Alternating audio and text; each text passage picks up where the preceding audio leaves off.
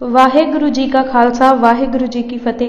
Punjabi audio book YouTube channel सुन रहे सारे ਸਰੋਤਿਆਂ ਨੂੰ ਮੇਰੇ ਸੁਤੰਤਰ ਕੌਰ ਵੱਲੋਂ ਪਿਆਰ ਭਰੀ ਸਤਿ ਸ਼੍ਰੀ ਅਕਾਲ। ਅੱਜ ਅਸੀਂ ਭੂਰਿਆਂ ਵਾਲੇ ਰਾਜੇ ਕੀਤੇ ਕਿਤਾਬ ਦਾ ਅਗਲਾ ਭਾਗ ਪੜ੍ਹਨ ਜਾ ਰਹੇ ਹਾਂ। ਪੰਨਾ ਨੰਬਰ 133। ਲੋਹਗੜ੍ਹ ਤੇ ਸਢੌਰੇ ਦਾ ਕਿਲਾ ਬੰਦਾ ਸਿੰਘ ਖਾਲੀ ਕਰ ਗਿਆ। ਬੰਦਾ ਸਿੰਘ ਨੇ ਸਢੌਰੇ ਅਤੇ ਲੋਹਗੜ੍ਹ ਦੀਆਂ ਦੋਵੇਂ ਗੜੀਆਂ ਨਿਸ਼ਚਿਤ ਰਣਨੀਤੀ ਤਹਿਤ ਅਤੇ ਸੋਚੀ ਸਮਝੀ ਵਿਉਂਤ ਨਾਲ ਖਾਲੀ ਕਰ ਦਿੱਤੀਆਂ ਅਤੇ ਸਿੰਘਾਂ ਨੂੰ ਨਾਲ ਲੈ ਕੇ ਪਹਾੜਾਂ ਵਿੱਚ ਅਲੋਪ ਹੋ ਗਿਆ ਸੀ। ਉਹ ਜਾਣਦਾ ਸੀ ਕਿ ਦਾਰੂ ਸਿੱਕੇ ਅਤੇ ਦਾਣੇ ਪੱਠੇ ਤੋਂ ਬਿਨਾਂ ਅਤੇ ਬਾਹਰੋਂ ਕਿਸੇ ਵੀ ਕਿਸਮ ਦੇ ਬਾਹੂਬਲ ਦੀ ਮਦਦ ਤੋਂ ਬਗੈਰ ਗੜੀਆਂ ਵਿੱਚ ਘਿਰ ਕੇ ਲੰਮੇ ਸਮੇਂ ਤੱਕ ਲੜਿਆ ਨਹੀਂ ਜਾ ਸਕਦਾ। ਘੇਰਾ ਪਾਉਣ ਵਾਲੀਆਂ ਫੌਜਾਂ ਦੀ ਪਿੱਠ ਉੱਤੇ ਸਮੁੱਚੇ ਹਿੰਦੁਸਤਾਨ ਦੀ ਹਕੂਮਤ ਦੀ ਤਾਕਤ ਸੀ। ਦਾਰੂ ਸਿੱਕੇ ਨਵੇਂ ਹਥਿਆਰ ਅਤੇ ਸੱਜਰ ਸ਼ਾਹ ਫੌਜਾਂ ਜੋ ਨਿੱਤ ਆ ਕੇ ਰਲ ਜਾਂਦੀਆਂ ਸਨ ਦੀ ਕੋਈ ਘਾਟ ਨਹੀਂ ਸੀ। ਜ਼ਖਮੀਆਂ ਲਈ ਜਰਾਹਾਂ ਅਤੇ ਹਕੀਮਾਂ ਦਾ ਯੋਗ ਪ੍ਰਬੰਧ ਸੀ, ਪਰ ਇੱਧਰ ਅੰਦਰਲਿਆਂ ਨੂੰ ਕੋਈ ਵੀ ਸਹੂਲਤ ਹਾਸਿਲ ਨਹੀਂ ਸੀ। ਗੜੀਆਂ ਦੀ ਓਟ ਛੱਡ ਕੇ ਮੈਦਾਨ ਵਿੱਚ ਡਟ ਕੇ ਲੜਨ ਲਈ ਸਭ ਤੋਂ ਜ਼ਰੂਰੀ ਚੀਜ਼ ਤੋਪਖਾਨਾ ਹੁੰਦਾ ਹੈ, ਉਹ ਵੀ ਉਹਨਾਂ ਪਾਸ ਕੋਈ ਨਹੀਂ ਸੀ। ਇਸ ਲਈ ਗੜੀਆਂ ਵਿੱਚ ਬੈਠ ਕੇ ਬਹੁਤਾ ਲੰਮਾ ਸਮਾਂ ਟਾਕਰਾ ਕਰਨਾ ਜਾਂ ਗੜੀਆਂ ਛੱਡ ਕੇ ਮੈਦਾਨ ਵਿੱਚ ਜੰਮ ਕੇ ਮੁਗਲ ਫੌਜਾਂ ਦਾ ਮੁਕਾਬਲਾ ਕਰਨਾ ਸਿੰਘਾਂ ਦੇ ਵੱਸ ਦੀ ਗੱਲ ਨਹੀਂ ਸੀ। ਦੂਜੇ ਪਾਸੇ ਬੰਦਾ ਸਿੰਘ ਦੇ ਬਹੁਤ ਸਾਰੇ ਸਿੰਘ ਸ਼ਹੀਦ ਹੋ ਚੁੱਕੇ ਸਨ। ਹੁਣ ਉਸ ਪਾਸ ਇੱਕ ਹੀ ਰਸਤਾ ਸੀ, ਗੁਰੀਲਾ ਲੜਨ ਢੰਗ ਦਾ, ਜਿਸ ਵਿੱਚ ਉਸ ਦਾ ਕੋਈ ਮੁਕਾਬਲਾ ਨਹੀਂ ਸੀ। ਇਸ ਤਰ੍ਹਾਂ ਇੱਕ ਪਾਸੇ ਮੁਗਲ ਫੌਜਾਂ ਨੂੰ ਇੰਨਾ ਜਿੱਚ ਕੀਤਾ ਜਾਵੇ ਕਿ ਸੁੱਖ ਦਾ ਸਾਹ ਨਾ ਲੈ ਸਕਣ ਅਤੇ ਦੂਜੇ ਪਾਸੇ ਆਪਣੀ ਸ਼ਕਤੀ ਨੂੰ ਵਧਾਇਆ ਜਾਵੇ। ਜਦ ਫਿਰ ਤਾਕਤ ਬਣ ਜਾਵੇ ਤਾਂ ਮੁਗਲ ਰਾਜ ਤੇ ਭਰਪੂਰ ਵਾਰ ਕਰਕੇ ਜੜੋਂ ਪੁੱਟ ਦਿੱਤਾ ਜਾਵੇ। ਫੌਜ ਦੀ ਸਿਖਲਾਈ ਫੌਜ ਨਾਲ ਲੜਨ ਦੀ ਹੁੰਦੀ ਹੈ। ਗੁਰੀਲਾ ਜੋ ਪਬਲਿਕ ਵਿੱਚ ਪਬਲਿਕ ਦੇ ਲਿਬਾਸ ਵਿੱਚ ਵਿਚਰਦਾ ਹੈ, ਉਸ ਦੀ ਪਛਾਣ ਔਖੀ ਹੁੰਦੀ ਹੈ ਅਤੇ ਉਸ ਨਾਲੋਂ ਪਬਲਿਕ ਨੂੰ ਨਖੇੜਨਾ ਸੌਖਾ ਨਹੀਂ ਹੁੰਦਾ। ਪਰ ਮੁਸਲਮਾਨ ਵਸੋਂ ਬਹੁਤੀ ਹੋਣ ਕਰਕੇ ਇਹ ਪੱਖ ਵੀ ਬੰਦਾ ਸਿੰਘ ਲਈ ਜ਼ਿਆਦਾ ਮਦਦਗਾਰ ਨਹੀਂ ਸੀ। ਨਿਰਸੰਦੇਹ ਮੁਸਲਮਾਨ ਰਿਆਇਆ ਵੀ ਮੁਗਲ ਸਾਮਰਾਜ ਦੀ ਸੌਖੀ ਨਹੀਂ ਸੀ, ਪਰ ਜਦ ਮੌਲਵੀ ਮੁਲਾਣੇ ਤੁਅੱਸਬ ਵਸ ਨਿੱਤ ਆਮ ਲੋਕਾਂ ਦੇ ਕੰਨਾਂ ਵਿੱਚ ਪਾਈ ਜਾਂਦੇ ਸਨ ਕਿ ਇਹ ਕਾਫਰਾਂ ਦੀ ਇਸਲਾਮੀ ਰਾਜ ਵਿਰੁੱਧ ਬਗਾਵਤ ਹੈ, ਹਰ ਪੱਗ ਬੰਨ੍ਹ ਮੁਸਲਮਾਨ ਉੱਤੇ ਫਰਜ਼ ਹੈ ਕਿ ਉਹ ਕਾਫਰਾਂ ਦੇ ਖਾਤਮੇ ਦੇ ਲਈ ਸਰਕਾਰ ਦੀ ਸਹਾਇਤਾ ਕਰੇ। ਕਾਫਰਾਂ ਦਾ ਖਾਤਮਾ ਹੀ ਇਸਲਾਮ ਦਾ ਵਾਧਾ ਹੈ। ਏਸ਼ੀਆ ਅਤੇ ਯੂਰਪ ਵਿੱਚ ਧਰਮ ਦੇ ਨਾਂ ਤੇ ਬੜੇ ਬੜੇ ਜ਼ੁਲਮ ਹੋਏ ਹਨ। ਉਸ ਪਾਸੇ ਪਾਦਰੀਆਂ ਅਤੇ ਏਸ਼ੀਆ ਵਿੱਚ ਖਾਸ ਤੌਰ ਤੇ ਹਿੰਦੁਸਤਾਨ ਦੀ ਧਰਤੀ ਉੱਤੇ ਬ੍ਰਾਹਮਣਾਂ ਅਤੇ ਮਲਾਉਣਿਆਂ ਨੇ ਇਨਸਾਨੀ ਖੂਨ ਡੀਕਾਂ ਲਾ ਲਾ ਕੇ ਪੀਤਾ ਹੈ। ਏਸ਼ੀਆ ਦੇ ਮੁਲਕ ਦੀ ਪੁਲਿਸ ਨੂੰ ਡਾਕੂਆਂ, ਲੁਟੇਰਿਆਂ ਅਤੇ ਬੁੱਚੜਾਂ ਦੀ ਤਬੀਅਤ ਯਾਫਤਾ ਹਥਿਆਰਾਂ ਨਾਲ ਲੈਸ ਕਾਨੂੰਨ ਅਤੇ ਇਨਸਾਫ ਨੂੰ ਪੈਰਾਂ ਥੱਲੇ ਰੋਲਣ ਵਾਲੀ ਗੱਦੀ ਤੇ ਬੈਠੇ ਮਾਲਕ ਦਾ ਹਲਾ ਦਾ ਇਸ਼ਾਰਾ ਪਾ ਕੇ ਇਨਸਾਫ ਮੰਗਣ ਵਾਲੇ ਲੋਕਾਂ ਨੂੰ ਚੀਰ ਪਾੜ ਕੇ ਧਰ ਦੇਣ ਵਾਲੀ ਖੂਨੀ ਧਾੜ ਕਹਿਣਾ ਕੋਈ ਅਤਕਥਨੀ ਨਹੀਂ। ਰਿਆਇਆਂ ਦੀ ਜਾਨ ਮਾਲ ਦੀ ਰਾਖੀ ਦੀ ਬਜਾਏ ਰਿਆਇਆਂ ਦੀ ਜਾਨ ਕੱਢਣਾ ਅਤੇ ਉਸ ਦਾ ਮਾਲ ਲੁੱਟਣਾ, ਲੋਟੂਆਂ ਅਤੇ ਧਾੜਵੀਆਂ ਦੀ ਪਰਵਰਿਸ਼ ਕਰਨਾ ਇਸ ਦਾ ਮੁੱਖ ਕਰਤੱਵ ਸੀ ਅਤੇ ਅੱਜ ਵੀ ਹੈ। ਪਰ ਏਸ਼ੀਆ ਦੇਸ਼ਾਂ ਦੀ ਪੁਲਿਸ ਦਾ ਹਾਲ ਬਦ ਤੋਂ ਬੱਤਰ ਹੈ। ਕੁਝ ਸਾਲ ਹੋਏ ਹਨ ਆਜ਼ਾਦ ਭਾਰਤ ਵਿੱਚ ਯੂਪੀ ਦੀ ਪੁਲਿਸ ਦੇ ਕੁਕਰਮਾਂ ਬਾਰੇ ਪੜਤਾਲ ਕਰਕੇ ਆਪਣੀ ਰਿਪੋਰਟ ਵਿੱਚ ਜਸਟਿਸ ਮੁੱਲਾ ਨੇ ਜੋ ਰਿਮਾਰਕਸ ਦਿੱਤੇ ਹਨ, ਪੜ੍ਹ ਕੇ ਸ਼ਾਇਦ ਬੇਰਹਿਮ ਜਲਾਦਾਂ ਦੇ ਵੀ ਸਿਰ ਸ਼ਰਮ ਨਾਲ ਝੁਕ ਜਾਣ। ਮੁਗਲਾਂ ਦੇ ਰਾਜਕਾਲ ਵਿੱਚ ਇਹ ਪੁਲਿਸ ਦੇ ਸਤਾਏ ਹੋਏ ਲੋਕ ਇਸਲਾਮੀ ਰਾਜ ਨਾਲੋਂ ਬੰਦਾ ਸਿੰਘ ਦੇ ਪ੍ਰਬੰਧ ਨੂੰ ਚੰਗਾ ਸਮਝ ਕੇ ਉਸ ਦੀ ਫੌਜ ਵਿੱਚ ਆਣ ਭਰਤੀ ਹੋਏ ਸਨ। ਮੁਲਾਣਿਆਂ ਦਾ ਅਸਰ ਇੰਨਾ ਹਾਵੀ ਸੀ ਕਿ ਮੁਸਲਮਾਨ ਜਨਤਾ ਖੁੱਲ੍ਹ ਕੇ ਬੰਦਾ ਸਿੰਘ ਨਾਲ ਜੁੜ ਨਾ ਸਕੀ। ਮੁਲਾਣਿਆਂ ਦੇ ਝੂਠੇ ਕੁਫਰ ਤੂਫਾਨ ਨੂੰ ਕੱਟਣ ਲਈ ਬੰਦਾ ਸਿੰਘ ਪਾਸ ਕੋਈ ਪ੍ਰਚਾਰਕ ਮਸ਼ੀਨਰੀ ਨਹੀਂ ਸੀ। ਉਸ ਦੀਆਂ ਸਿਰਫ ਉਹ ਕਾਰਵਾਈਆਂ ਹੀ ਸਨ ਜਿਸ ਕਾਰਨ ਬਿਨਾਂ ਵਿਤਕਰੇ ਹਿੰਦੂ ਮੁਸਲਮਾਨਾਂ ਨੂੰ ਰਾਹਤ ਮਿਲੀ। ਦੂਜੇ ਪਾਸੇ ਹਿੰਦੂ ਤਾਂ ਅਸਲੋਂ ਅਣਖਹੀਣ ਅਤੇ ਸਾਹਸਹੀਣ ਹੋਏ ਪਏ ਸਨ। ਸਿੱਖ ਗੁਰੀਲਿਆਂ ਦੀ ਉਹ ਵੀ ਖੁੱਲ੍ਹ ਕੇ ਜੁਰਅਤ ਨਾਲ ਮਦਦ ਨਹੀਂ ਸਨ ਕਰ ਸਕਦੇ। ਕੋਈ ਦੁਸ਼ਮਣ ਜੇ ਬਦਲਾ ਲੈਣ ਲਈ ਸਰਕਾਰ ਨੂੰ ਇਹ ਲੂਤੀ ਲਾ ਦੇਵੇ ਕਿ ਫਲਾਣਾ ਬੰਦਾ ਸਿੱਖਾਂ ਦਾ ਹਮਾਇਤੀ ਹੈ ਤਾਂ ਉਸ ਲਈ ਦਿਲ ਵਿੱਚ ਹਮਦਰਦੀ ਰੱਖਦਾ ਹੈ, ਤਾਂ ਆ ਕੇ ਝੂਠ ਸੱਚ ਨਿਤਾਰਨ ਲਈ ਕਿਸ ਨੇ ਤਫਤੀਸ਼ ਕਰਨੀ ਸੀ। ਬਸ ਪੀੜ ਦਿਓ, ਘਾਣ ਬੱਚਾ ਘਾਣ। ਸੂਰਜ ਦੇ ਪ੍ਰਕਾਸ਼ ਵਿੱਚ ਤਾਂ ਕੋਈ ਕਿਸੇ ਰਾਠ ਸਿੰਘ ਵੱਲ ਅੱਖ ਭਰ ਕੇ ਤੱਕਦਾ ਵੀ ਨਹੀਂ ਸੀ ਕਿ ਮਤੇ ਉਸ ਦੀ ਸ਼ਿਕਾਇਤ ਹੋ ਜਾਵੇ ਕਿ ਫਲਾਣਾ ਕਿਸੇ ਵੱਲ ਸਨੇਹ ਨਾਲ ਵੇਖ ਰਿਹਾ ਸੀ। ਹੋਰ ਕਿਸੇ ਕਿਸਮ ਦੀ ਸਹਾਇਤਾ ਦੇਣੀ ਤਾਂ ਦੂਰ ਦੀ ਗੱਲ ਹੈ। ਇਹ ਯਾਦ ਰੱਖਣ ਵਾਲੀ ਗੱਲ ਹੈ ਕਿ ਇਹਨਾਂ ਮੰਦੀਆਂ ਹਾਲਤਾਂ ਵਿੱਚ ਵੀ ਕਈ ਦਿਲ ਗੁਰਦੇ ਵਾਲੇ ਟਾਵੇਂ ਹਿੰਦੂ ਅਤੇ ਮੁਸਲਮਾਨ ਰਾਠ ਸਿੰਘਾਂ ਲਈ ਦਿਲ ਵਿੱਚ ਦਰਦ ਰੱਖਦੇ ਸਨ। ਸਡੋਰੀ ਅਤੇ ਲੋਹਗੜ੍ਹ ਦੇ ਕਿਲੇ ਖਾਲੀ ਹੋ ਜਾਣ ਨੂੰ ਅਬਦੁਸ ਸਮਦ ਖਾਂ ਨੇ ਇਸ ਨੂੰ ਆਪਣੀ ਬੜੀ ਜਿੱਤ ਸਮਝਿਆ ਅਤੇ ਲਾਹੌਰ ਨੂੰ ਵਾਪਸ ਮੁੜ ਆਇਆ। ਆਪਣੇ ਪੁੱਤਰ ਜ਼ਕਰੀਆ ਖਾਂ, ਜੋ ਜੰਮੂ ਦਾ ਫੌਜਦਾਰ ਸੀ, ਨੂੰ ਬੰਦਾ ਸਿੰਘ ਵਿਰੁੱਧ ਫਤਿਹ ਦੀ ਬਾਦਸ਼ਾਹ ਨੂੰ ਰਿਪੋਰਟ ਦੇਣ ਲਈ ਦਿੱਲੀ ਭੇਜਿਆ। ਬਾਦਸ਼ਾਹ ਬੜਾ ਖੁਸ਼ ਹੋਇਆ ਅਤੇ ਇਸ ਨੂੰ ਖਿਲਤ, ਜੜਾਊ ਕਲਗੀ, ਝੰਡਾ ਅਤੇ ਧੌਂਸਾ ਇਨਾਮ ਹੋਏ। ਇੰਨੀ ਦਿਨੀ ਰਾਜਪੂਤਾਨੇ ਵਿੱਚ ਰਾਮ ਰੌਲਾ ਪਿਆ ਹੋਇਆ ਸੀ, ਜੋ ਜ਼ਕਰੀਆ ਖਾਂ, ਕਮਰੂਦੀਨ ਦੇ ਭਾਈ ਮੁਜ਼ੱਫਰ ਖਾਂ, ਰਾਜਾ ਸ਼ਬੀਲਾ ਰਾਮ, ਗੰਧਰਬ ਸਿੰਘ ਅਤੇ ਰੁਸਤਮ ਖਾਂ ਨੂੰ ਫਿਰ ਖਿਲਤਾਂ ਆਦਿ ਦੇ ਕੇ ਰਾਜਪੂਤਾਨੇ ਦੀ ਮੁਹਿੰਮ ਤੇ ਜਾਣ ਦੀ ਤਿਆਰੀ ਦਾ ਹੁਕਮ ਹੋਇਆ। ਅਬਦੁਸ ਸਮਦ ਖਾਂ, ਜੋ ਇਸ ਵੇਲੇ ਮੁਲਤਾਨ ਦੀ ਮੁਹਿੰਮ ਤੋਂ ਮੁੜਿਆ ਹੀ ਸੀ, ਨੂੰ ਦਿੱਲੀ ਸੱਦ ਲਿਆਉਣ ਲਈ 2 ਚੌਬਦਾਰ ਭੇਜੇ। ਉਹ 6 ਮਾਰਚ 1714 ਈਸਵੀ ਨੂੰ ਆਣ ਹਾਜ਼ਰ ਹੋਇਆ ਅਤੇ ਉਸ ਦਾ ਵੀ ਬਹੁਤ ਵਧੀਆ ਸਨਮਾਨ ਕੀਤਾ ਗਿਆ ਅਤੇ ਉਸ ਨੂੰ ਵੀ ਰਾਜਪੂਤਾਨੇ ਨੂੰ ਜਾਣ ਵਾਲੀ ਮੁਹਿੰਮ ਦੇ ਨਾਲ ਜਾਣ ਲਈ ਨਿਯਤ ਕੀਤਾ ਗਿਆ। ਸਿੰਘਾਂ ਉੱਤੇ ਬਹੁਤ ਬੁਰੇ ਦਿਨ ਆਉਣੇ। ਜੰਮੂ ਦੇ ਫੌਜਦਾਰ ਜ਼ਕਰੀਆ ਖਾਂ ਅਤੇ ਉਸ ਦੇ ਬਾਪ ਅਬਦੁਸ ਸਮਦ ਖਾਂ ਸੂਬੇਦਾਰ ਲਾਹੌਰ ਨੂੰ ਦਿੱਲੀ ਸੱਦ ਕੇ ਰਾਜਪੂਤਾਨੇ ਦੀ ਮੁਹਿੰਮ ਨਾਲ ਜਾਣ ਦੀ ਨਿਯਤ ਕਰ ਦੇਣ ਬਾਰੇ ਦੱਸਦਾ ਹੈ ਕਿ ਇਸ ਵੇਲੇ ਸਿੱਖਾਂ ਦੀ ਹਾਲਤ ਪੰਜਾਬ ਵਿੱਚ ਬਿਲਕੁਲ ਟੁੱਟ ਚੁੱਕੀ ਹੋਵੇਗੀ। ਜੇ ਇੰਜ ਨਾ ਹੁੰਦਾ ਤਾਂ ਉਹਨਾਂ ਨੂੰ ਸਿੱਖਾਂ ਵਿਰੁੱਧ ਕਾਰਵਾਈ ਕਰਨ ਲਈ ਪੰਜਾਬ ਅਤੇ ਜੰਮੂ ਹੀ ਰਹਿਣ ਦਿੱਤਾ ਜਾਂਦਾ। ਫਰਕਸ਼ੀਅਰ ਦਾ ਰਾਜਕਾਲ ਸਿੰਘਾਂ ਉੱਤੇ ਬੜੀ ਔਖ ਦਾ ਸਮਾਂ ਸੀ। ਮਿਸ ਕਾਰਨਰ ਦੀ ਲਿਖਤ ਗਵਾਹ ਹੈ ਕਿ ਫਰਕਸ਼ੀਅਰ ਦਾ ਰਾਜਕਾਲ ਸਿੱਖਾਂ ਵਿਰੁੱਧ ਬੜੀ ਜ਼ਾਲਮਾਨਾ ਨੀਤੀ ਕਰਕੇ ਲੋਕਾਂ ਨੂੰ ਚੰਗੀ ਤਰ੍ਹਾਂ ਯਾਦ ਹੈ। ਪੜ੍ਹਨ ਵਾਲਿਆਂ ਦੇ ਅੱਜ ਵੀ ਰੌਂਗਟੇ ਖੜੇ ਹੋ ਜਾਂਦੇ ਹਨ। ਸਿੰਘਾਂ ਦੇ ਜ਼ੋਰ ਘਟਣ ਅਤੇ ਸਰਕਾਰ ਵੱਲੋਂ ਉਹਨਾਂ ਦੇ ਵਿਰੁੱਧ ਸਖਤ ਤੋਂ ਸਖਤ ਕਾਰਵਾਈ ਦੇ ਨਿਤ ਨਵੇਂ ਹੁਕਮਾਂ ਨਾਲ ਸਰਕਾਰੀ ਹਾਕਮਾਂ ਅਤੇ ਦੂਸਰੇ ਲੋਕਾਂ ਦੇ ਹੌਸਲੇ ਵੱਧ ਗਏ ਅਤੇ ਉਹਨਾਂ ਦੀ ਹੁਣ ਬਹੁਤ ਚੜ੍ਹ ਮੱਚੀ ਹੋਈ ਸੀ। ਉਹਨਾਂ ਸਮਝ ਲਿਆ ਸੀ ਕਿ ਹੁਣ ਦੇ ਦਬਾਏ ਸਿੱਖ ਕਦੀ ਨਹੀਂ ਉੱਠ ਸਕਣਗੇ। ਇਸ ਲਈ ਉਹ ਹੁਣ ਆਪਣੀਆਂ ਮਨਮਾਨੀਆਂ ਕਰ ਰਹੇ ਸਨ। ਜਿੱਧਰ ਵੀ ਦਾਉ ਲੱਗਦਾ ਸਿੰਘਾਂ ਦਾ ਜਿਉਣਾ ਔਖਾ ਕਰ ਦਿੰਦੇ। ਸਰਹੰਦ, ਮਾਝੇ ਦੇ ਰਿਆੜਕੀ ਦੇ ਮੁਸਲਮਾਨ ਤਾਂ ਸਿੰਘਾਂ ਦੇ ਜਾਨੀ ਦੁਸ਼ਮਣ ਬਣੇ ਹੋਏ ਸਨ। ਉਹ ਸਮਝਦੇ ਸਨ ਕਿ ਸਿੱਖ ਹੀ ਬੰਦਾ ਸਿੰਘ ਦੀ ਤਾਕਤ ਦਾ ਸੋਮਾ ਹਨ। ਇਹ ਸੋਮਾ ਹੀ ਖਤਮ ਕਰ ਦਿੱਤਾ ਜਾਵੇ। ਇਸ ਲਈ ਹਰ ਕੋਈ ਸਿੰਘਾਂ ਨੂੰ ਫੜਨਾ ਮਾਰਨਾ ਆਪਣਾ ਇਸਲਾਮੀ ਫਰਜ਼ ਸਮਝਣ ਲੱਗ ਪਿਆ। ਲਾਹੌਰ ਤਾਂ ਸੀ ਹੀ ਮੁਗਲ ਰਾਜ ਦਾ ਕੇਂਦਰ, ਪਰ ਸਰਹੰਦ, ਸੁਲਤਾਨਪੁਰ ਲੋਧੀ, ਕਲਾਨੌਰ, ਬਟਾਲਾ ਅਤੇ ਕਾਹਨੂੰਵਾਨ 1.5 ਕੁ ਸਾਲ ਤੋਂ ਮੁਸਲਮਾਨ ਸ਼ਕਤੀ ਦੇ ਅੱਡੇ ਬਣੇ ਹੋਏ ਸਨ। ਮੁਲਾਣਿਆਂ ਨੇ ਆਪਣੇ ਤਵੱਸਵੀ ਪ੍ਰਚਾਰ ਦੇ ਅਸਰ ਨਾਲ ਆਮ ਮੁਸਲਮਾਨਾਂ ਨੂੰ ਵੀ ਕੱਟੜਪੁਣੇ ਵਿੱਚ ਹੋਰਨਾਂ ਨਾਲੋਂ ਜ਼ਿਆਦਾ ਅੰਨ੍ਹਿਆ ਕੀਤਾ ਹੋਇਆ ਸੀ।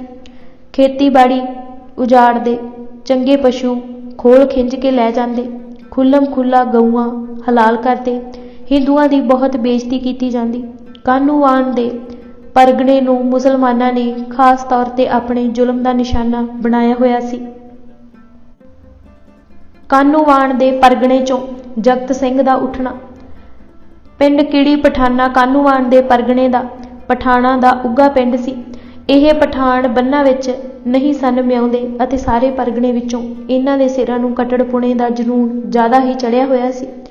ਇਹਨਾਂ ਦਾ ਆਗੂ ਮੁਹੰਮਦ ਇਸਹਾਕ ਖਾਨ ਨਾਮੀ ਪਠਾਨ ਸੀ, ਜੋ ਬਹੁਤ ਹੀ ਜ਼ਾਲਮ ਅਤੇ ਮਗਰੂਰ ਸੀ। ਇੱਥੋਂ ਦਿਆਂ ਮੁਲਾਣਿਆਂ ਤਾਂ ਅਸਲੋਂ ਹੀ ਅੱਤ ਚੁੱਕੀ ਹੋਈ ਸੀ। ਮਾਲੂਮ ਹੁੰਦਾ ਕਿ ਇਹਨਾਂ ਮੁਲਾਣਿਆਂ ਨੇ ਚੁਫੇਰੇ ਦੇ ਸਿੱਖ ਪਿੰਡਾਂ ਨੂੰ ਇੰਨਾ ਦੁਖੀ ਕੀਤਾ ਕਿ ਉਹਨਾਂ ਨੇ ਲੜਾਈ ਤੋਂ ਬਿਨਾਂ ਹੋਰ ਕੋਈ ਚਾਰਾ ਹੀ ਨਹੀਂ ਸੀ ਰਹਿ ਗਿਆ, ਕਿਉਂਕਿ ਤੰਗ ਆਇਆ ਆਦਮੀ ਲੜਾਈ ਤੇ ਉਤਰ ਆਉਂਦਾ। ਇਰਦ ਗਿਰਦ ਦੇ ਪਿੰਡਾਂ ਦੇ ਸਤਾਏ ਹੋਏ ਲੋਕ ਕਾਹਨੂੰਵਾਨ ਦੇ ਪਰਗਣੇ ਦੇ ਇੱਕ ਉੱਗੇ ਰਾਠ ਸਿੰਘ ਸਰਦਾਰ ਜਗਤ ਸਿੰਘ ਦੀ ਜਥੇਦਾਰੀ ਵਿੱਚ ਆਣ ਇਕੱਠੇ ਹੋਏ। 27 ਮਾਰਚ 1714 ਈਸਵੀ ਵਾਲੇ ਦਿਨ ਸਰਦਾਰ ਜਗਤ ਸਿੰਘ ਆਪਣੇ ਭਰਾਵਾਂ, ਨੌਕਰਾਂ ਅਤੇ ਸਿੱਖਾਂ ਦੇ ਜਥੇ ਨੂੰ ਨਾਲ ਲੈ ਕੇ ਪਹਿਰ ਦਿਨ ਚੜ੍ਹੇ ਪਿੰਡ ਉੱਤੇ ਜਾ ਪਿਆ ਅਤੇ ਬਿਨਾਂ ਰੋਕ ਟੋਕ ਪਠਾਣਾਂ ਦੀ ਗੜੀ ਵਿੱਚ ਜਾ ਘੁਸਿਆ। ਪਠਾਣ ਅੱਗੋਂ ਕਿਹੜੇ ਘੱਟ ਸਨ, ਝੱਟ ਟਾਕਰੇ ਲਈ ਉੱਠੇ। ਉਹ ਕੁਝ ਦੇਰ ਤਾਂ ਵਾਹਵਾ ਅੜੇ, ਪਰ ਸਿੰਘਾਂ ਅੱਗੇ ਕੋਈ ਪੇਸ਼ ਨਾ ਗਈ। ਮੁਹੰਮਦ ਇਸਹਾਕ ਖਾਨ ਅਤੇ ਉਸ ਦੇ ਕਈ ਸਾਥੀ ਮਾਰੇ ਗਏ। ਬਹੁਤ ਸਾਰੇ ਪਿੰਡ ਛੱਡ ਕੇ ਤੁਰ ਭੱਜੇ। 60,000 ਰੁਪਏ ਦਾ ਇਸ ਪਿੰਡ ਅਤੇ ਇਰਦ ਗਿਰਦ ਦਿਆਂ ਪਿੰਡਾਂ ਦਾ ਮਾਲ ਜੋ ਉਹਨਾਂ ਸੰਭਾਲਣ ਲਈ ਮੁਹੰਮਦ ਮੀਰ ਦੇ ਪਾਸ ਗੜੀ ਵਿੱਚ ਰੱਖਿਆ ਹੋਇਆ ਸੀ, ਹਮਲਾ ਕਰਨ ਵਾਲਿਆਂ ਸਿੰਘਾਂ ਦੇ ਹੱਥ ਆਇਆ। ਸਿਰਫ ਉਹਨਾਂ ਇਹ ਭਲੀ ਗੁਜ਼ਾਰੀ ਕਿ ਪਿੰਡ ਨੂੰ ਸਾੜ ਫੂਕ ਕੇ ਸਵਾਹ ਨਹੀਂ ਕੀਤਾ। ਇਹ ਮਾਰ ਦਾ ਅਸਰ ਇਹ ਹੋਇਆ ਕਿ ਕਈ ਉੱਗੇ ਮੋਮਨ ਘਰਾਣੇ ਪਿੰਡ ਹੀ ਛੱਡ ਗਏ। ਇਸ ਵਾਕਿਆ ਤੋਂ 14 ਕੁ ਦਿਨ ਬਾਅਦ ਅਬਦੁਸ ਸਮਦ ਖਾਂ ਅਤੇ ਉਸ ਦਾ ਪੁੱਤਰ ਜ਼ਕਰੀਆ ਖਾਂ ਰਾਜਪੂਤਾਨੇ ਦੀ ਮੁਹਿੰਮ ਤੋਂ ਵਾਪਸ ਦਿੱਲੀ ਪਰਤੇ। ਬਾਦਸ਼ਾਹ ਨੂੰ ਕੀੜੀ ਪਠਾਨਾਂ ਦੇ ਵਾਕੇ ਦੀ ਖਬਰ ਪਹੁੰਚ ਚੁੱਕੀ ਸੀ ਕਿ ਸਿੱਖ ਫਿਰ ਸਿਰ ਉਠਾ ਰਹੇ ਹਨ, ਸੋ ਇਹਨਾਂ ਪਿਓ ਪੁੱਤਾਂ ਨੂੰ ਖਿੱਲਤਾਂ ਅਤੇ ਇਕਰਾਮ ਦੇ ਕੇ ਹੁਕਮ ਦਿੱਤਾ ਗਿਆ ਕਿ ਆਪਣੇ ਸੂਬਿਆਂ ਵਿੱਚ ਜਾ ਕੇ ਪ੍ਰਬੰਧ ਦਰੁਸਤ ਕਰਨ ਅਤੇ ਸਿੱਖਾਂ ਨੂੰ ਪੂਰੀ ਤਰ੍ਹਾਂ ਕੁਚਲ ਦੇਣ। ਬੀਬੀ ਸਾਹਿਬ ਕੌਰ ਨਾਲ ਦੂਜੀ ਸ਼ਾਦੀ। ਇੰਨੀ ਦਿਨੀ ਬੰਦਾ ਸਿੰਘ ਜੰਮੂ ਦੇ ਪਹਾੜਾਂ ਵਿੱਚ ਭਿੰਬਰ ਤੋਂ 2 ਕੁ ਮੀਲ ਦੱਖਣ ਚੜ੍ਹਦੇ ਵਿੱਚ ਦਰਿਆ ਚਨਾਬ ਦੇ ਖੱਬੇ ਕੰਢੇ ਇੱਕ ਸੁਰੱਖਿਅਤ ਥਾਂ, ਜਿਸ ਨੂੰ ਹੁਣ ਡੇਰਾ ਬਾਬਾ ਬੰਦਾ ਸਿੰਘ ਸਾਹਿਬ ਕਿਹਾ ਜਾਂਦਾ ਹੈ ਅਤੇ ਅੱਜ ਵੀ ਇਸ ਥਾਂ ਤੇ ਉਸ ਦੀ ਔਲਾਦ ਵਸਦੀ ਹੈ, ਤੇ ਦਿਨ ਗੁਜ਼ਾਰ ਰਿਹਾ। ਕਿਸੇ ਐਸੇ ਢੁਕਵੇਂ ਸਮੇਂ ਦੀ ਤਾੜ ਵਿੱਚ ਸੀ ਕਿ ਇੱਥੋਂ ਫਿਰ ਉੱਠ ਕੇ ਮੁਗਲ ਰਾਜ ਨੂੰ ਭਰਵੀਂ ਸੱਟ ਮਾਰ ਕੇ ਖੇਰੂ ਖੇਰੂ ਕਰ ਦਿੱਤਾ ਜਾਵੇ ਅਤੇ ਮੁੜ ਖਾਲਸਾਈ ਨਿਸ਼ਾਨ ਥੱਲੇ ਆਜ਼ਾਦ ਹਕੂਮਤ ਕਾਇਮ ਕੀਤੀ ਜਾਵੇ। ਇਸ ਥਾਂ ਉਹ ਅਕਤੂਬਰ 1713 ਈਸਵੀ ਤੋਂ ਲੈ ਕੇ ਫਰਵਰੀ 1715 ਤੱਕ ਰਿਹਾ। ਇਸ ਸਮੇਂ ਵਿੱਚ ਉਸ ਨੇ ਕੀ ਕੁਝ ਕੀਤਾ, ਇਸ ਬਾਰੇ ਇਤਿਹਾਸ ਬਿਲਕੁਲ ਖਾਮੋਸ਼ ਹੈ। ਸਿਰਫ ਇੰਨਾ ਹੀ ਪਤਾ ਲੱਗਦਾ ਹੈ ਕਿ ਉਸ ਨੇ ਵਜ਼ੀਰਾਬਾਦ ਦੇ ਇੱਕ ਖੱਤਰੀ ਦੀ ਲੜਕੀ ਸਾਹਿਬ ਕੌਰ ਨਾਲ ਦੂਜੀ ਸ਼ਾਦੀ ਰਚਾਈ, ਜਿਸ ਨੇ ਸਮਾਂ ਪਾ ਕੇ ਇੱਕ ਬੱਚੇ ਨੂੰ ਜਨਮ ਦਿੱਤਾ, ਜਿਸ ਦਾ ਨਾਮ ਰਣਜੀਤ ਸਿੰਘ ਰੱਖਿਆ। ਗਿਆਨੀ ਗਿਆਨ ਸਿੰਘ ਜੀ ਕਰਤਾ ਤਵਾਰੀਖ ਗੁਰੂ ਖਾਲਸਾ ਅਤੇ ਪੰਥ ਪ੍ਰਕਾਸ਼ ਦੇ ਇਸ ਇਲਜ਼ਾਮ ਦੀ ਕਿ ਬੰਦਾ ਸਿੰਘ ਇਸ ਸਮੇਂ ਗੁਰੂ ਬਣ ਬੈਠਾ ਅਤੇ ਆਪਣੀ ਪੂਜਾ ਕਰਾਉਣ ਲੱਗ ਪਿਆ ਸੀ, ਸਮਕਾਲੀ ਇਤਿਹਾਸਕਾਰਾਂ ਦੀਆਂ ਲਿਖਤਾਂ 'ਚੋਂ ਪੁਸ਼ਟੀ ਨਹੀਂ ਹੁੰਦੀ। ਸਰਕਾਰੀ ਅਤੇ ਗੈਰ ਸਰਕਾਰੀ ਰੋਜ਼ਾਨਾ ਮਚੇ ਵੀ ਬਿਲਕੁਲ ਖਾਮੋਸ਼ ਹਨ। ਉਹ ਅੰਮ੍ਰਿਤਸਰ ਆ ਕੇ ਗੁਰੂ ਬਣ ਗੱਦੀ ਲਾ ਕੇ ਬੈਠਾ ਹੋਵੇ, ਇਸ ਦਾ ਕਿਧਰੇ ਜ਼ਿਕਰ ਨਹੀਂ ਲੱਭਦਾ। ਮਾਤਾ ਸੁੰਦਰ ਕੌਰ ਜੀ ਅਤੇ ਫਰਕਸ਼ੀਅਰ ਵਿਚਕਾਰ ਕੋਈ ਬਾਤਚੀਤ ਚੱਲੀ ਹੋਵੇ ਅਤੇ ਉਹਨਾਂ ਬੰਦੇ ਸਿੰਘ ਵਿਰੁੱਧ ਕੋਈ ਫਤਵਾ ਦਿੱਤਾ ਹੋਵੇ, ਜਾਂ ਬੰਦਾ ਅਤੇ ਖਾਲਸਾ ਜੀ ਦਰਮਿਆਨ ਕੋਈ ਟੱਕਰ ਹੋਈ ਹੋਵੇ। ਫਤਿਹ ਦਰਸ਼ਨ ਦਾ ਨਾਅਰਾ ਅਤੇ ਖਾਲਸੇ ਦਾ ਉਸ ਨੂੰ ਨਾ ਮਨਜ਼ੂਰ ਕਰਨਾ, ਮਾਸਾਹਾਰੀ ਅਤੇ ਸ਼ਾਕਾਹਾਰੀ ਸਿੰਘਾਂ ਦਾ ਕੋਈ ਵਿਵਾਦ ਜਾਂ ਕਸ਼ਹਿਰੀ ਦੀ ਲੰਬਾਈ ਤੇ ਝਗੜਾ ਹੋਇਆ ਹੋਵੇ, ਇਹਨਾਂ ਗੱਲਾਂ ਦਾ ਕੋਈ ਸਬੂਤ ਨਹੀਂ। ਇਹ ਸਭ ਸਿਰਿਓਂ ਹੀ ਨਿਰਮੂਲ ਹਨ। ਅੱਜ ਵੀ ਸਿੱਖਾਂ ਦਾ ਬਹੁਤ ਵੱਡਾ ਹਿੱਸਾ ਮਾਸ ਨਹੀਂ ਖਾਂਦਾ। ਖਾਣ ਵਾਲਿਆਂ ਸਿੱਖਾਂ ਨਾਲ ਉਹਨਾਂ ਦਾ ਕੋਈ ਝਗੜਾ ਨਹੀਂ। ਮਿਸਾਲ ਵਜੋਂ ਦਮਦਮੀ ਟਕਸਾਲ, ਅਖੰਡ ਕੀਰਤਨੀ ਜਥਾ, ਨਾਮਧਾਰੀਏ ਅਤੇ ਹੋਰ ਜੋ ਵਿਵੇਕ ਦੇ ਪਹਿਰੇ ਵਿੱਚ ਵਿਚਰਦੇ ਹਨ, ਇਹਨਾਂ ਦੀ ਮਾਸ ਛਕ ਲੈਣ ਵਾਲਿਆਂ ਨਾਲ ਕੋਈ ਟੱਕਰ ਨਹੀਂ। ਬੰਦਾ ਸਿੰਘ ਅਤੇ ਵਿਨੋਦ ਸਿੰਘ ਵਿਚਕਾਰ ਗੁਰਦਾਸ ਨੰਗਲ ਦੇ ਘੇਰੇ ਸਮੇਂ ਯੁੱਧ ਨੀਤੀ ਅਤੇ ਵੱਖ-ਵੱਖ ਰਾਏ ਹੋ ਗਈ ਸੀ, ਜੋ ਮਾਮੂਲੀ ਤਕਰਾਰ ਦਾ ਰੂਪ ਧਾਰਨ ਕਰ ਗਈ ਅਤੇ ਇਸ ਤੋਂ ਵੱਧ ਕੁਛ ਨਹੀਂ ਸੀ ਹੋਇਆ। ਵਿਨੋਦ ਸਿੰਘ ਨੂੰ ਖੁੱਲ੍ਹ ਦੇ ਦਿੱਤੀ ਸੀ ਕਿ ਉਹ ਬੇਸ਼ੱਕ ਕਿਲ੍ਹਾ ਛੱਡ ਜਾਵੇ, ਜੋ ਉਹ ਛੱਡ ਗਿਆ। ਕੋਈ ਹੋਰ ਸਿੰਘ ਉਸ ਨਾਲ ਨਹੀਂ ਗਿਆ। ਉਸ ਦਾ ਆਪਣਾ ਲੜਕਾ ਕਾਹਨ ਸਿੰਘ ਵੀ ਉਸ ਨਾਲ ਨਹੀਂ ਗਿਆ। ਗ੍ਰਿਫਤਾਰੀ ਹੋ ਕੇ ਦਿੱਲੀ ਜਾਣ ਵਾਲਿਆਂ ਵਿੱਚ ਉਹ ਵੀ ਸੀ। ਜਾਪਦਾ ਕਿ ਬੰਦਾ ਸਿੰਘ ਦੀ ਸ਼ਹਾਦਤ ਪਿੱਛੋਂ ਕਿਸੇ ਬੇਸਮਝ ਅਤੇ ਆਪ ਹੁਦਰੇ ਬੰਦੇ ਨੇ ਉੱਪਰਲੀਆਂ ਗੱਪਾਂ ਦਾ ਪ੍ਰਵਾਹ ਚਲਾਇਆ ਹੈ, ਜੋ ਗਿਆਨੀ ਗਿਆਨ ਸਿੰਘ ਜੀ ਦੀ ਕਲਮ ਤੇ ਆਣ ਟਿਕਿਆ ਅਤੇ ਬੇਵਜ੍ਹਾ ਹੀ ਲਿਸ਼ਕਦੇ ਪੁਸ਼ਕਦੇ ਇਤਿਹਾਸ ਨੂੰ ਗੰਧਲਾ ਕਰ ਗਿਆ। ਬੰਦਾ ਸਿੰਘ ਕਦੀ ਵੀ ਪੰਥ ਵਿੱਚੋਂ ਛੇਕਿਆ ਨਹੀਂ ਸੀ ਗਿਆ। ਗਿਆਨੀ ਜੀ ਦੀਆਂ ਲਿਖਤਾਂ ਨੂੰ ਛੱਡ ਕੇ ਅੱਜ ਵੀ ਸਮਕਾਲੀ ਇਤਿਹਾਸ ਤੇ ਇਹਨਾਂ ਸਮਕਾਲੀ ਲਿਖਤਾਂ ਦੇ ਆਧਾਰ ਤੇ ਜੋ ਪਿੱਛੇ ਵੀ ਲਿਖਿਆ ਗਿਆ ਹੈ, ਬੰਦਾ ਸਿੰਘ ਤੇ ਲਾਈਆਂ ਗਈਆਂ ਉਜਾਂ ਦੀ ਤਸਦੀਕ ਵਜੋਂ ਕੋਈ ਇੱਕ ਸਤਰ ਵੀ ਪੇਸ਼ ਨਹੀਂ ਕਰ ਸਕਦੇ। ਇਹ ਸਭ ਨਿਰਮੂਲ ਅਤੇ ਬੇਬੁਨਿਆਦ ਹੈ। ਸਿੱਖ ਇਤਿਹਾਸ ਵਿੱਚ ਘਚੋਲਾ ਮਾਰਨ ਤੋਂ ਛੁੱਟ ਇਹ ਕੁਝ ਨਹੀਂ।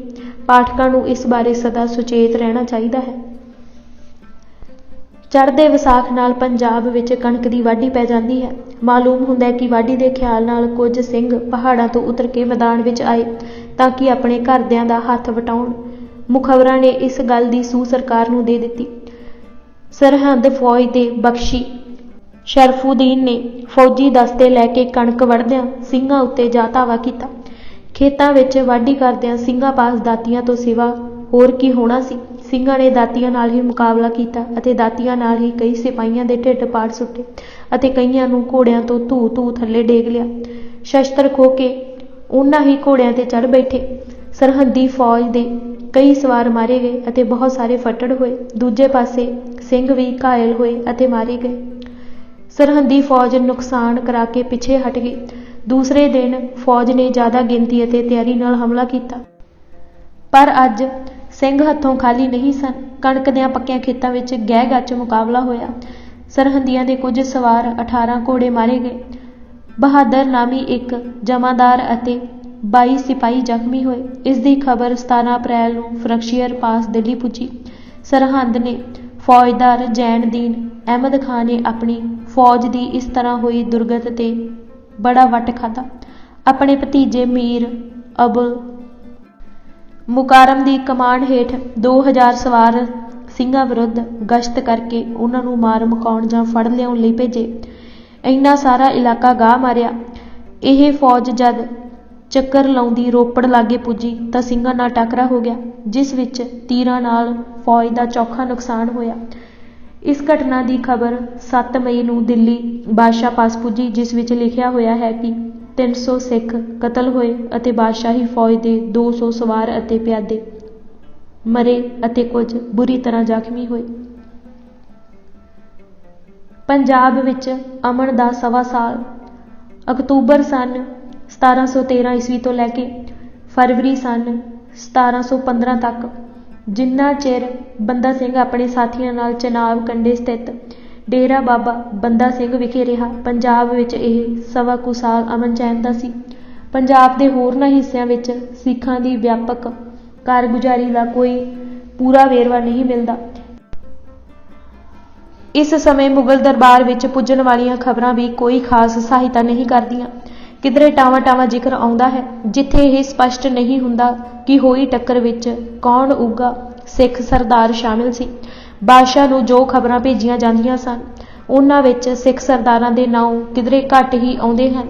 ਇਸ ਲਈ ਜਿੱਥੇ ਸਿੱਖ ਸਰਦਾਰ ਜਾਂ ਜਥਿਆਂ ਨੇ ਮੱਲਾਂ ਮਾਰੀਆਂ ਜਾਂ ਸ਼ਾਹੀ ਫੌਜ ਨਾਲ ਟੱਕਰਾਂ ਲਈਆਂ, ਉੱਥੇ ਬਾਦਸ਼ਾਹ ਨੂੰ ਖਬਰਾਂ ਇਸ ਤਰ੍ਹਾਂ ਗੋਲ-ਮੋਲ ਕਰਕੇ ਭੇਜੀਆਂ ਗਈਆਂ ਹੋਈਆਂ ਹਨ ਕਿ ਉਹਨਾਂ ਵਿੱਚੋਂ ਇੰਜ ਭਾਸੇ ਕਿ ਇਸ ਵਿੱਚ ਬੰਦਾ ਸਿੰਘ ਮੌਜੂਦ ਸੀ, ਤਾਂ ਕਿ ਬਾਦਸ਼ਾਹ ਵੱਲੋਂ ਪ੍ਰਸੰਨਤਾ ਮਿਲ ਸਕੇ। ਇਸ ਸਵਾ ਕੁ ਸਾਲ ਦੇ ਸਮੇਂ ਦੀਆਂ ਖਬਰਾਂ 'ਚੋਂ ਕੋਈ ਸੱਚਾਈ ਲੱਭ ਸਕਣਾ ਕਾਫੀ ਮੁਸ਼ਕਿਲ ਹੈ। ਇਹ ਨਿੱਕੀਆਂ-ਮੋਟੀਆਂ ਟੱਕਰਾਂ ਐਸੀਆਂ ਨਹੀਂ ਸਨ ਜੋ ਸਰਕਾਰ ਦੀ ਨੀਂਦ ਹਰਾਮ ਕਰ ਸਕਣ। ਗਸ਼ਤੀ ਫੌਜ ਜੋ ਅੱਗੇ ਸਿੰਘਾਂ ਦੇ ਡਰੋਂ ਉਹਨਾਂ ਦੇ ਅਸਲ ਟਿਕਾਣਿਆਂ ਵੱਲ ਮੂੰਹ ਨਹੀਂ ਸਨ ਕਰਦੀਆਂ, ਹੁਣ ਜਰਾ ਹੌਸਲੇ ਨਾਲ ਫਿਰਨ ਲੱਗੀ ਅਤੇ ਵਾਹੀ ਜੋਤੀ ਵਿੱਚ ਰੁੱਝੇ ਮਿਲਵਰਤਣੀਏ ਸਿੱਖਾਂ ਨੂੰ ਅਜਾਈ ਪਰੇਸ਼ਾਨ ਕਰਦੀ ਫਿਰਦੀ ਸੀ। ਮੁਖਬਰ ਆਪਣੀ ਹੋਂਦ ਨੂੰ ਸਰਕਾਰ ਦੀਆਂ ਨਜ਼ਰਾਂ ਵਿੱਚ ਲਾਭਦਾਇਕ ਅਤੇ ਸਰਕਾਰ ਦੇ ਹਿੰਤੂ ਬਣਾਈ ਰੱਖਣ ਲਈ ਗੁਰਮੁਖ ਸਿੱਖਾਂ ਦੇ ਪਰਿਵਾਰਾਂ ਨੂੰ ਤੰਗ ਕਰਦੇ ਸਨ ਅਤੇ ਆਪਣੀਆਂ ਨਿੱਜੀ ਕਿੜਾਂ ਵੀ ਕੱਢ ਜਾਂਦੇ ਸਨ। ਇਸ 15-16 ਮਹੀਨਿਆਂ ਦੇ ਸਮੇਂ ਵਿੱਚ ਪੰਜਾਬ ਅੰਦਰ ਚੁੱਪ-ਚਾਂ ਰਹੀ।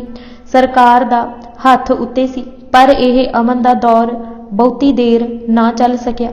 ਸਰਕਾਰ ਲਈ ਇਸ ਦਾ ਦੇਰ ਤੱਕ ਸੰਭਾਲਾ ਕਰੀ ਰੱਖਣਾ ਮੁਸ਼ਕਿਲ ਹੋ ਰਿਹਾ ਸੀ। ਸੰਨ 1714 ਈਸਵੀ ਦੇ ਆਰੰਭ ਵਿੱਚ ਬਾਦਸ਼ਾਹ ਫਰੰਟੀਅਰ ਵੱਲੋਂ ਜੈਨੂਦੀਨ ਅਹਿਮਦ ਖਾਂ ਦੀ ਥਾਂ ਸਰਹੰਦ ਦਾ ਫੌਜਦਾਰ ਖਿਦਮਤ ਤਲਬ ਖਾਂ ਨਿਯਤ ਕੀਤਾ ਗਿਆ ਸੀ। ਇਸ ਨੂੰ ਹੁਕਮ ਸੀ ਕਿ ਸਿੱਖਾਂ ਤੇ ਡਾਢੀ ਕਰੜੀ ਨਿਗਾਹ ਰੱਖੇ, ਜਿਸ ਪਾਸੇ ਵੀ ਸਿਰ ਚੁੱਕਣ ਸਖਤੀ ਨਾਲ ਦਬਾ ਦਿੱਤੇ ਜਾਣ। ਇਹ ਪਹਿਲੇ ਫੌਜਦਾਰਾਂ ਨਾਲੋਂ ਵਧੇਰੇ ਚਤੁਰ, ਸਖਤ ਸੁਭਾਅ ਅਤੇ ਧੁਨ ਦਾ ਪੱਕਾ ਆਦਮੀ ਸੀ। ਬਾਦਸ਼ਾਹ ਦੀ ਨਜ਼ਰ ਵਿੱਚ ਛੇਤੀ ਤੋਂ ਛੇਤੀ ਭੱਲ ਖੱਟਣ ਦਾ ਚਾਹਵਾਨ ਸੀ। ਇਹ ਉਹ ਜ਼ੁਲਮੀ ਦੌਰ ਸੀ ਜਿਸ ਵਿੱਚ ਪਰਜਾ ਨੂੰ ਸੁਖੀ ਰੱਖਣ ਅਤੇ ਹੋਰ ਤਰੱਕੀ ਦੇ ਕੰਮ ਕਰਕੇ ਇੰਨੀ ਭਲ ਨਹੀਂ ਸੀ ਮਿਲ ਸਕਦੀ ਜਿੰਨੀ ਸਿੱਖਾਂ ਉੱਤੇ ਜ਼ੁਲਮ ਤੋੜ ਕੇ, ਉਹਨਾਂ ਨੂੰ ਘਰੋਂ ਘਾਟੋਂ ਕੱਢ ਕੇ, ਉਹਨਾਂ ਦੀ ਫਸਲ ਬਾੜੀ ਤਬਾਹ ਕਰਕੇ ਅਤੇ ਹੱਥ ਆਇਆਂ ਦੇ ਸਿਰ ਵੱਢ ਕੇ ਅਤੇ ਮੁਗਲ ਦਰਬਾਰ ਵਿੱਚ ਘਲਾ ਕੇ ਮਿਲਦੀ ਸੀ। ਇਸ ਦੀ ਖਾਹਿਸ਼ ਸੀ ਕਿ ਸਿੱਖ ਉਸ ਦੇ ਛੇਤੀ ਛੇਤੀ ਹੱਥ ਚੜ੍ਹਨ ਅਤੇ ਉਹ ਆਪਣੇ ਮਾਲਕ ਨੂੰ ਆਪਣੇ ਜੌਹਰ ਦਿਖਾ ਸਕੇ। ਕਈ ਵਾਰ ਸਮਾਂ ਬੜੇ ਸੋਹਣੇ ਢੋ ਝੁਕਾ ਦਿੰਦਾ ਹੈ। ਇਸ ਵੇਲੇ ਸਿੰਘ ਪਹਾੜਾਂ ਵੱਲੋਂ ਮੈਦਾਨਾਂ ਨੂੰ ਉਤਰ ਰਹੇ ਸਨ। ਇਸ ਲਈ ਨਵੇਂ ਫੌਜਦਾਰ ਨੇ ਬੜੀ ਵੱਡੀ ਨਵੀਂ ਫੌਜ ਭਰਤੀ ਕਰ ਲਈ ਤਾਂ ਕਿ ਉਹ ਸਿੰਘਾਂ ਦੇ ਪਹਾੜਾਂ ਵੱਲੋਂ ਉਤਰਨ ਦੇ ਟਿਕਾਣਿਆਂ ਦੀ ਦੇਖਭਾਲ ਕਰ ਸਕੇ ਅਤੇ ਉਹਨਾਂ ਨੂੰ ਉਤਰਦਿਆਂ ਨੂੰ ਹੀ ਦਬੋਚ ਲਵੇ ਜਾਂ ਮਗਰ ਪੈ ਕੇ ਉਹਨਾਂ ਨੂੰ ਘੇਰ ਕੇ ਮਾਰ ਮੁਕਾਏ। ਪਹਾੜਾਂ ਦੇ ਪੈਰ ਦੇ ਨਾਲ ਨਾਲ ਮੁਖਬਰਾਂ ਦਾ ਜਾਲ ਵਿਛਾ ਦਿੱਤਾ ਜੋ ਹਰ ਕਿਸਮ ਦੀ ਹਿਲਜੁਲ ਦੀ ਫੌਜ ਨੂੰ ਸੂਹ ਦੇਣ। ਸਿੰਘ ਵੀ ਡਾਢੀ ਔਖ ਵਿੱਚ ਸਨ। ਉਹਨਾਂ ਦੇ ਕਿਲੇ ਤਾਂ ਮੁਗਲ ਸਰਕਾਰ ਦੇ ਪਹਿਲਾਂ ਹੀ ਹੱਥਾਂ ਵਿੱਚ ਆ ਚੁੱਕੇ ਸਨ। ਮੈਦਾਨਾਂ ਵਿੱਚ ਉਹਨਾਂ ਪਾਸ ਕੋਈ ਪੱਕਾ ਪ੍ਰਬੰਧ ਨਹੀਂ ਸੀ ਜਿਸ ਆਸਰੇ ਉਹ ਕੁਝ ਸਮਾਂ ਸੌਖਾ ਗੁਜ਼ਾਰ ਸਕਣ। ਦੂਜੇ ਪਾਸੇ ਮੁਗਲ ਰਾਜ ਦੇ ਹਮਾਇਤੀ ਸਾਰੇ ਪਾਸੇ ਉਹਨਾਂ ਵਿਰੁੱਧ ਉੱਠ ਖੜੇ ਹੋਏ ਸਨ। ਇਸ ਲਈ ਸਿੰਘਾਂ ਵਾਸਤੇ ਪਹਾੜਾਂ ਨੂੰ ਛੱਡ ਕੇ ਮਾਲਵੇ ਬੀਕਾਨੇਰ ਵੱਲ ਉਤਰ ਸਕਣਾ ਬਹੁਤ ਹੀ ਮੁਸ਼ਕਿਲ ਸੀ। ਇਸ ਹਾਲਤ ਵਿੱਚ ਉਹਨਾਂ ਲਈ ਮੁੜ ਪਹਾੜਾਂ ਨੂੰ ਚੜ੍ਹ ਜਾਣ ਤੋਂ ਬਿਨਾਂ ਹੋਰ ਕੋਈ ਚਾਰਾ ਨਹੀਂ ਸੀ ਰਿਹਾ। ਪਹਾੜੀਏ ਵੀ ਇੰਨੇ ਜੋਗੇ ਨਹੀਂ ਸਨ ਕਿ ਉਹਨਾਂ ਦੀ ਔਖੀ ਘੜੀ ਕਟਾ ਸਕਣ। ਇਹ ਲੋਕ ਪਰਲੇ ਦਰਜੇ ਦੇ ਡਰਾਕਲ ਅਤੇ ਆਪਣੇ ਛੋਟੀ ਜਿਹੀ ਸਵਾਰਥ ਖਾਤਰ ਵੱਡੇ ਤੋਂ ਵੱਡਾ ਧੋਖਾ ਕਰਨ ਵਾਲੇ ਅਤੇ ਬੇਇਤਬਾਰੇ ਲੋਕ ਸਨ। ਪਹਾੜੀਏ ਕਿਸੇ ਦੇ ਮਿੱਤ ਨਹੀਂ ਹੁੰਦੇ। ਪਹਿਲਾਂ ਕਲਗੀਧਰ ਜੀ ਨੇ ਹਿੰਦੂਆਂ ਦੀ ਰੱਖਿਆ ਅਤੇ ਇੱਜ਼ਤ ਆਬਰੂ ਨਾਲ ਜਿਉਣ ਦੇ ਹੱਕ ਲਈ ਸੰਘਰਸ਼ ਕੀਤਾ ਜਿਸ ਵਿੱਚ ਬੇਗਿਣਤ ਸਿੰਘ ਤੇ ਆਪਣਾ ਸਰਬੰਸ ਹੀ ਕੁਰਬਾਨ ਕਰ ਦਿੱਤਾ ਅਤੇ ਉਹ ਉਹਨਾਂ ਪਿੱਛੋਂ ਜਦ ਹੁਣ ਬੰਦਾ ਸਿੰਘ ਨੇ ਖਾਲਸੇ ਦੀ ਸਹਾਇਤਾ ਨਾਲ ਇਹਨਾਂ ਪਹਾੜੀ ਸਿਰੋਂ ਗੁਲਾਮੀ ਦੀ ਛੱਟ ਲਾ ਦਿੱਤੀ ਤਾਂ ਇਹ ਪਹਾੜੀਏ ਘਟੀਆ ਫਿਤਰਤ ਕਾਰਨ ਸਿੰਘਾਂ ਦੇ ਦੋਖੀ ਹੀ ਬਣੇ ਰਹੇ। ਦਸ਼ਮੇਸ਼ ਜੀ ਦੇ ਸਮੇਂ ਅਤੇ ਹੁਣ ਵੀ ਇਹ ਦਿਲੋਂ ਮੁਗਲ ਸਰਕਾਰ ਦੇ ਹਾਮੀ ਸਨ। ਜਿਨ੍ਹਾਂ ਕਈ ਸਦੀਆਂ ਤੋਂ ਇਹਨਾਂ ਦੀਆਂ ਗਰਦਨਾਂ ਦੁਆਲੇ ਗੁਲਾਮੀ ਦਾ ਤੌਕ ਕੱਸਿਆ ਹੋਇਆ ਸੀ। ਬੁਜ਼ਦਿਲ, ਧੋਖਾਬਾਜ਼ ਅਤੇ ਫਿਰ ਸਦੀਆਂ ਤੋਂ ਗੁਲਾਮ ਉਹਨਾਂ ਤੋਂ ਕਿਸੇ ਚੰਗਿਆਈ ਭਲਾਈ ਦੀ ਕੀ ਆਸ। ਸਿੰਘਾਂ ਨੇ ਆਪਣੀ ਤਾਕਤ ਨਾਲ ਇਹਨਾਂ ਨਿਗਰਿਆ ਹੋਇਆ ਵਿਚਕਾਰ ਦਿਨਕਟੀ ਕੀਤੀ। ਪਹਾੜਾਂ ਵਿੱਚ ਵੀ ਉਹ ਬਹੁਤਾ ਚਿਰ ਨਹੀਂ ਸਨ ਅਟਕ ਸਕਦੇ। ਪਹਾੜਾਂ ਵਿੱਚ ਮੈਦਾਨਾਂ ਜਿੰਨੀ ਖਾਦ ਖੁਰਾਕ ਨਹੀਂ ਹੁੰਦੀ। ਦਲਾਂ ਦੇ ਲੰਗਰ ਮੁੱਠਾਂ ਮਿਣ ਨਹੀਂ ਚੱਲ ਸਕਦੇ। ਲੜਨ ਵਾਲੇ ਪੇਟ ਦੀ ਪੂਰਤੀ ਨਾਲ ਹੀ ਤਲਵਾਰਾਂ ਮਾਰ ਸਕਦੇ ਹਨ। ਭੁੱਖੇ ਭਗਤ ਵੀ ਮਾਲਾ ਵਗਾ ਮਾਰਦੇ ਹਨ। ਖਾਲੀ ਪੇਟ ਮੈਦਾਨ ਵਿੱਚ ਜੂਝਣਾ ਬਹੁਤ ਕਠਿਨ ਹੈ। ਬੰਦਾ ਸਿੰਘ ਦਾ ਮੈਦਾਨ ਵੱਲ ਉਤਰਨਾ। ਦਰਿਆ ਮੂਹਰੇ ਬੰਨ੍ਹ ਲਾ ਕੇ ਉਸ ਦੇ ਵੇਗ ਨੂੰ ਸਦਾ ਲਈ ਠੱਲ ਸਕਣਾ ਕਤਈ ਸੰਭਵ ਨਹੀਂ ਹੁੰਦਾ। ਉਸ ਦਾ ਰੁਖ ਬਦਲਿਆ ਜਾ ਸਕਦਾ ਹੈ, ਨਹਿਰਾਂ ਵਿੱਚ ਤੋਰਿਆ ਜਾ ਸਕਦਾ ਹੈ, ਪਰ ਬੰਨ੍ਹ ਪਿੱਛੇ ਕੈਦ ਨਹੀਂ ਰੱਖਿਆ ਜਾ ਸਕਦਾ। ਹੇਠਾਂ ਨਾਕੇ ਰੋਕੀ ਬੈਠੀ ਫੌਜ ਪਹਾੜਾਂ ਵਿੱਚ ਵਿਚਰਦੇ ਸਿੰਘਾਂ ਦੇ ਵੇਗ ਨੂੰ ਬਹੁਤੀ ਦੇਰ ਠੱਲਾ ਨਹੀਂ ਸੀ ਪਾ ਸਕਦੀ।